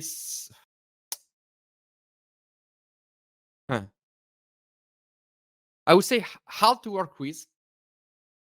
I mean, I think that's what almost everyone said about him at one point or the Yeah. other, and He maybe had that not reputation. not even maybe the mentality, just his roles and maybe Yeah. the way he approached the game I will. and some of these I will things. talk about it, and I will also say would like to play with because I got a little romance with Adil. You know, so would be nice to maybe in 5-10 years. Let's go, come on, we do it again. You know. But yeah, the thing is, when I was his leader in game, the only thing I managed to put him in the fact that he will be really effective for the team is to accept the mistakes he can do. What I mean by that is, for example, in anti-echo, he was a hunter. Okay, he loved it when he Sure. when he was hearing a Glock on a USP, bro. He was like, okay, and we lost a lot of ecos because he just lost him AM4 or whatever. But when he was not losing it, he was doing an ace in maybe 10 bullets, and after he was just getting overconfidence for the rest of the game, and he just gonna kill it, you know. And that's how I managed to get a good effectiveness with him, is to let him be how he is, basically how he plays the game. The thing is, how he plays the game, it's red or black. Okay. It's not very consistent. Yep. It's either he's gonna shoot you up, and if you shoot 1-2, his confidence goes up, and it's gonna be really hard to beat, definitely, because at his peak he's amazing. But if not, he doesn't have enough backup to still be effective for his team. You know, positioning, communication, team play, or whatever. So it makes him, hard to work with, because he got a special capacity in a certain role. So it's really limited. You know, he can be really good at one of the best in the world at this, but only at this. So sometimes it's hard. Sure. Okay. MBK. This one here could be interesting. NBK. Watch out, this is Striker's favorite player, just so you know. Yeah. That's not true. Who is your favorite player, Striker? I don't even know. That's right, obviously. No. I would say hard to work with. Ooh. And I would say T1 Team Worthy, but not at the moment. Okay. Well, talking about the past. Okay. Because what in my opinion, he always played the anchor role as CT, right? Okay, since CSS and stuff like this. The thing is, in my opinion, he always played the anchor side as the same role, taking his duel, taking it by skill, you know. And he was really good at it. When you remember NBK in his prime period, he was alone on the site, and he took less 2, less 3 guys or whatever. He was alone, but it was not about positioning. It was just about raping, basically. Okay, I take a line and I just fuck them up. Okay, but talking it year by year, of course, it's more and more difficult to play like this because people got more skill. You have to, there is more players, so you got more players who got the skill. I mean, today, who can you say really like? Are you talking about one player like he got a huge skill or whatever? Like everyone got kind of the same one. Is how you're gonna use it, which is not the same basically, you know. And in my opinion, he didn't adapt to his position, but the fact that playing it more smart, for example, you know, with the stuff, with the smoke, with the molotov or whatever, which makes him at the end a bit like Adil, I would say, like red or black. It's either you go on his side, he take less 3, either he dies. But he's not this type of anchor who maybe gonna take one, win some time, go for goes back, waiting for the backup to come, getting the retake or whatever. You know? Yeah, I'm with you. You're not the full package. Yeah. And here we go. The mastermind, who is not French, same as Scream, I suppose. Existence, who changed his name. Why did he change his name? I have absolutely no idea, but honestly, I can maybe understand. You know what? If one day I switch to another game, maybe StarCraft 2 or League of Legends. StarCraft 3 by then. Yeah. No, but what I mean by that, if going to another domain, I think changing your nickname can really helps because I don't know. Okay, let's take the best example. If I go on Valorant for X or Y reason, people will take me because I'm shox from CS. That's pretty much it. Yeah, but you just want the money, right? No. I thought that's why they were all going. I thought that's why the Americans were going. It's for the money. Also to get away from bad, being apparently. pessimistic again. SPUNJ. I'm not going. I'm not going for the money. Okay. So since you got it in your mind, okay. I'm thinking about the money. Okay. I don't want. I don't want them to take me for what I was. I want them to take me for what I am. Yeah. And it's honorable. And if you got the same nickname, they will always go into your past. And maybe was that what Existence wanted to have? A new beginning. And what is the best way to do it is by just forgetting your past by changing your nickname. So you are just a new guy. You know, sometimes, honestly, I tell you, sometimes I would like to change my nickname, even on CS. I would love it. We're going to find you, though. But we can't today. We can't. Yeah. We know what you look like too much. What? Like, if you're playing, we're going to know it's you. Yeah. We know what you look like. You could change your name to anything. I still know that shox. Yeah, okay, but still, maybe new players who just arrived. Okay, for the audience. Okay, yeah. I'm with you. Yeah. Okay. Because sometimes you know, it's not always easy. shox 2013, yeah, too good. 2016, where is he? shox 2014, na. Fuck off. Okay. So and I'll stop doing that. I promise. If I can please, I don't know, put a new nickname, Water. Okay, so everyone forgets about me and let me be just how I am. Okay. Oh? I'm with you. Sounds like Somebody a put Chinese. some water. Also sounds like a Chinese player nickname. Water. Yeah. Bottle. Water. All right, but shox, we need to know, where does Existence land? Team 1, Team Worthy for sure, because he got a lot of good captain skills. Yes, for sure. Did some good speeches in his time. Best mechanics, no. Taught me the most. He taught me, yes, but I wouldn't say the most. So I will half take it. Okay. Half. Yeah.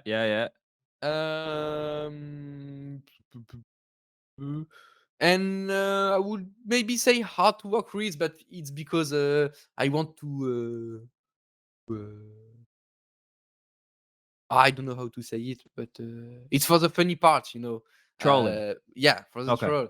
Because the thing is, with Existence, he got one default. He got a lot of capacities, but you know what? I'm talking about default from everyone. Okay. Yeah. One of his best default, he got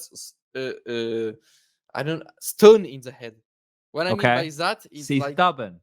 I don't know how to say that, but like when you want to put him an ID, Yeah. it's really hard for him to take it. Okay. You know, Stubborn, like stubborn, yeah. so It's his way or the highway. yeah. Yeah. Okay. All right. Yeah. I know lots of in-game leaders like that. It's yeah. Okay. Probably, yeah, probably. Yeah. Yeah. Makes All sense. right. Cool. Well, that was really good. We learned a lot right there. That was the Parimatch Matchmaker segment. Now, Prof, are you going to walk Yes. shox through this? The fantasy? You're going to walk. He wants to know. He wants to learn about the fantasy. Yeah, You're going to teach us about the fantasy. Yeah, so Luke has right. got us a screen share here so that we can full screen in Okay, this so thing. we can see this on. So we can see this a bit better. Yeah, on our page with all our webcams, we can see it, and we're going to run through this. I'm going to hit this button. Essentially, it's at the top of the website called HLTV that you would visit all the time, probably to look at your stats and or maybe not. Who Read knows? the news. He reads it more than me. Yeah, and you go there, click fantasy, you pick the tournament, and then you can create a lineup. So you can create a lineup. Lucas, you can press create a lineup, and Lucas still here?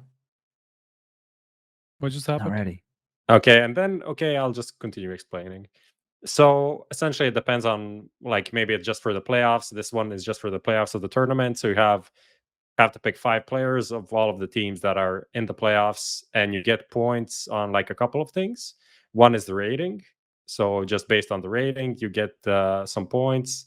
Then you get some points for the role that you pick, depending on how Click it, Lucas. a player does in a specific role. It can be like main opper. Then if he gets enough op kills, then he'll get some points for that. You get a point for a win. So if the team of the player wins, you get some points for that. And then you have boosters, which are these like special cases for some additional points, but that's not that important.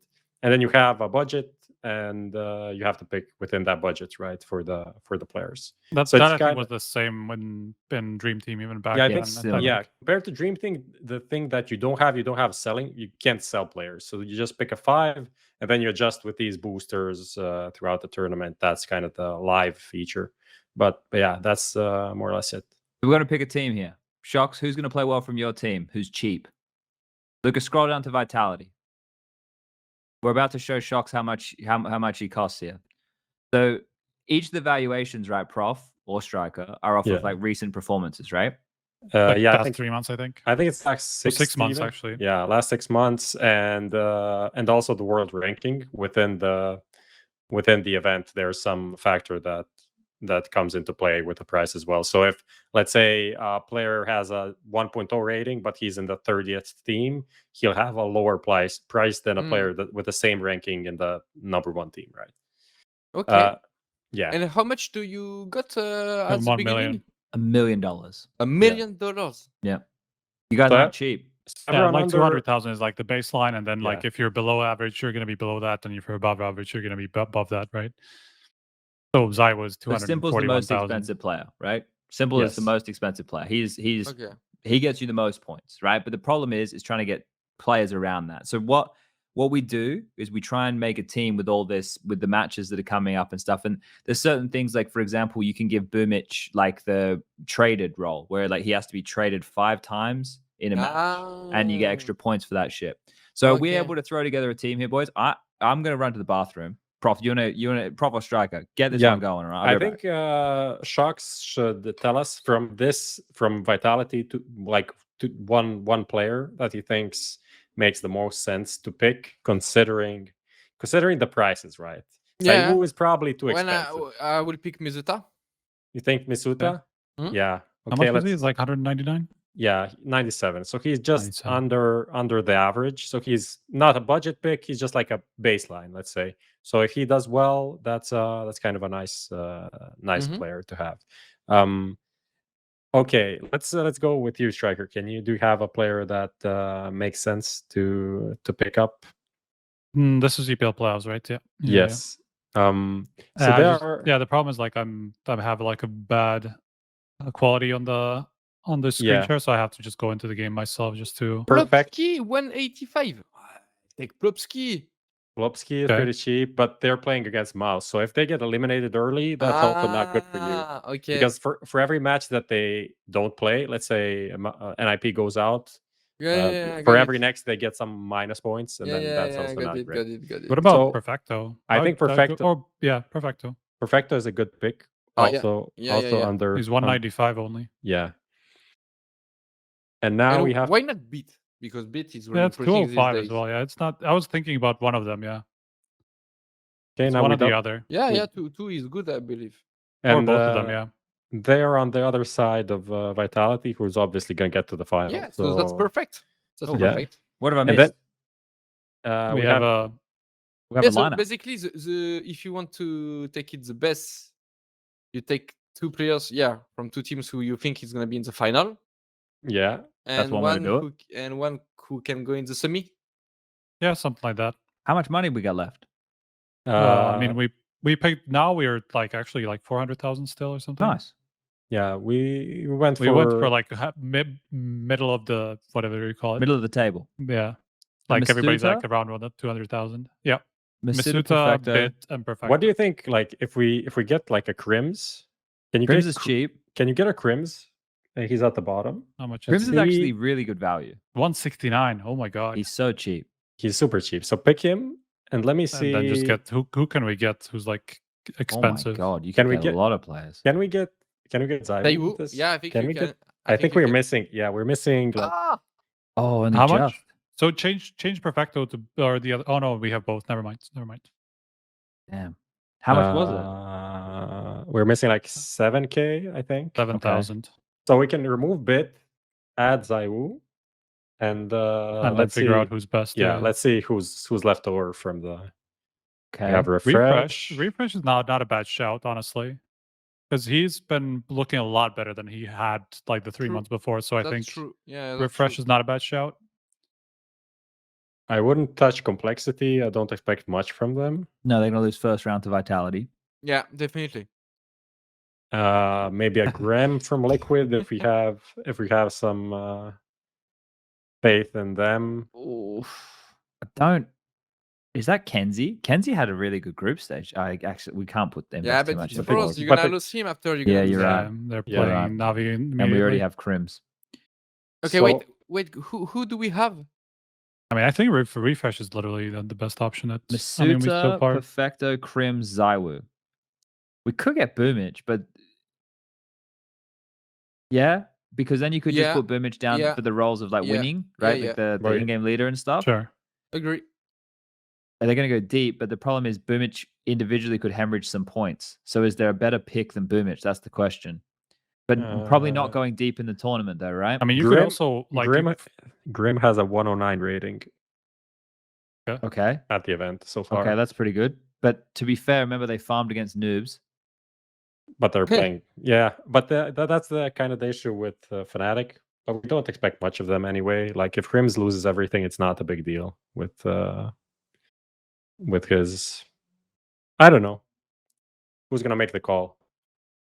I reckon Boomage. Yeah, same. Okay. I will go for Let's go with Bumish. Boomage. I think the fact you've got ZywOo in the team, right? Like You already, can- and you can- Misutaa, You it's could pretty then crazy. you could then upgrade Crims to like an average player though, How much is left if you sell Crims, Lucas?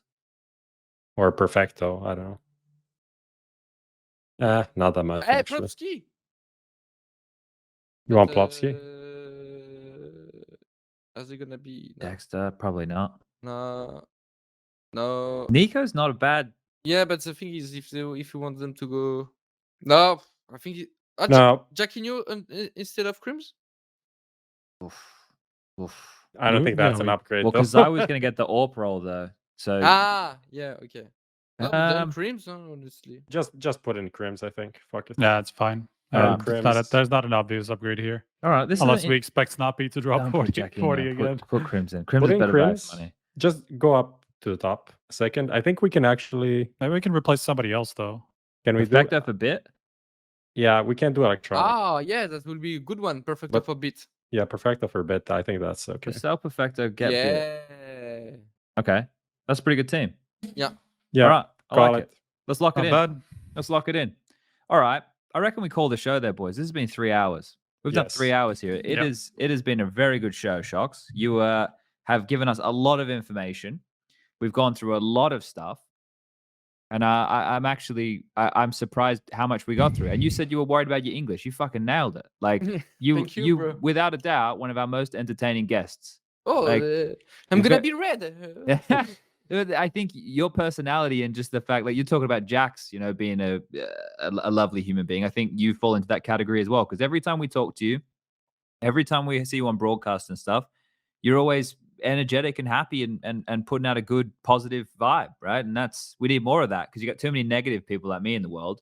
We need more positive people like you. So thank you very much for joining us. This was really good. We got some great answers. We dug into some stuff. You're very honest, which I think is one of these things that we don't always get from our guests, right? They're a bit more caged. You told us everything. You gave us a lot of stuff. So thank you very much for joining us this evening. And now towards the end of the show, what I do with the guest is I kind of open the floor. Like if you want to say something to the fans, or maybe you want to call someone out and be like, yeah, I'm fucking coming for your complexity. I'm fucking coming for your blame. Like if you want to do something like that, you can do something like that too. So it's up to you. First, I will say thank you for the invitation, and don't. I hope you are not too harsh of me, because I know it's not the first time you invited me, but I didn't come. All So good. I might be late, but I'm there. And but thanks again for thinking about me. It's been also a pleasure, honestly. Because of the COVID situation and not flying to any travel, it's really rare for me to nowadays to speak English. So it's been definitely a good work for me tonight. But it was definitely a pleasure to be there with you guys. Yeah, it went really fast. Of course, I will say thank you for everyone who are supporting me, supporting Vitality. I won't say really more, except just thanks for being there. And if you want to try to be maybe more positive, I'm gonna be one more honest. But don't think I'm like this every day, everywhere. No, it's a work, and you have to.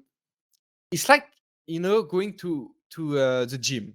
Okay, everyone wants to go to the gym. Everyone wants big muscles, like big abdomen, and big, everyone wants to be like this.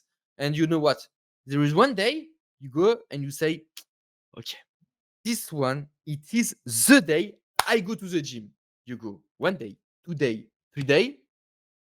Then your friend invite you to a weekend, like hey, we're gonna do the party and stuff. Come on, okay, let's go. And then the gym. You go to the bank account. You see less 15 euros every month. Oh fuck! I need again the gym. You pay it, but you don't go. We are all like this, okay? But since if you take it really much, like maybe 2 days a week or 3 days or whatever, after is beginning normal to go to the gym. What I want to say about this is, for example, being positive is the same. At the beginning, it's not gonna be natural, because sometimes you're gonna be angry. You don't want to be positive. You just want to say fuck it and no, I'm not happy, and I want to say I'm not happy and stuff like this, So, but you have to force yourself. And you're gonna do it 1 time, 2 times, 3 times, and after you're gonna start to be natural, and you're gonna start to see the life to have different point of view depending of the things. You still have the same point of view, but you are taking it in a better way, or trying at least to get it in the better way possible. It doesn't mean, again, no one is perfect, so you're not gonna reach it 100% of the time, but at least if you do it at least 70%, trust me, you are a real positive guy. Build it into a habit. All right. That's a beautiful place to leave it. We've had a lot of lovely words here this evening. Thank you again, shox. I just quick for the viewers at home. I believe. Wait, SPUNJ. Yes? I'm sorry. Yeah, I know. I'm No, sorry. it's all right. But I got just one question for Okay. you. For me. Yeah, just one. Okay. Do you still believe in me? You as a player? Yeah. Yeah, I haven't given up on you yet. I think you still got it. Oh, good then. I think Got all serious at the end. Yeah, no, he left a trap card to the very end. I got to answer it, right? So yeah, no, I definitely think that you still got it, mate. I think you play a very difficult role within the team now, though. So That's going to be the biggest issue, right? So we'll see how that goes. All right, viewers, we'll be back next week. We don't have a date yet. What do you reckon? 13th, 14th? I have no idea. All right, we'll let you know. Social media, all that jazz. Again, big shout out to shox. If you want to watch him and his team play tomorrow, 7:15, round of 12, complexity on the other side of things. The Danish majority roster versus the bloody French, the Vitality Bees. They're out to bloody sting ya. Tune on in. We'll see you in the playoffs. Good night.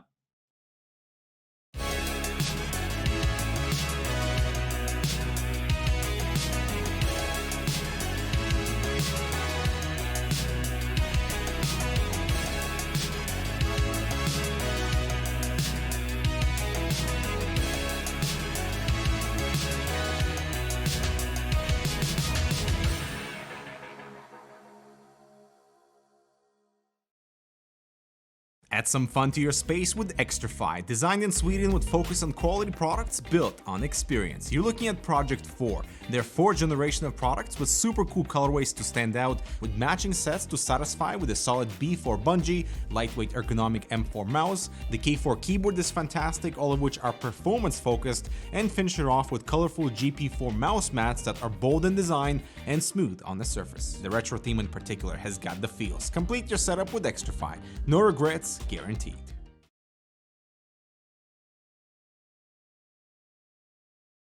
Fist bumps go to the teammates. I wanna see you falling fast. Win the round. Win the game. Parimatch, your esports teammate. Stuck ranking up? Lost the motivation to grind? Bored of clicking heads on aim maps? Get some color into your game. Bitskins.com. Buying and selling skins made easy. Tons of payment methods and instant cash outs. Just choose your dream skins, select your preferred payment method, and start grinding again. If you want to play like the pros, you gotta look like the pros.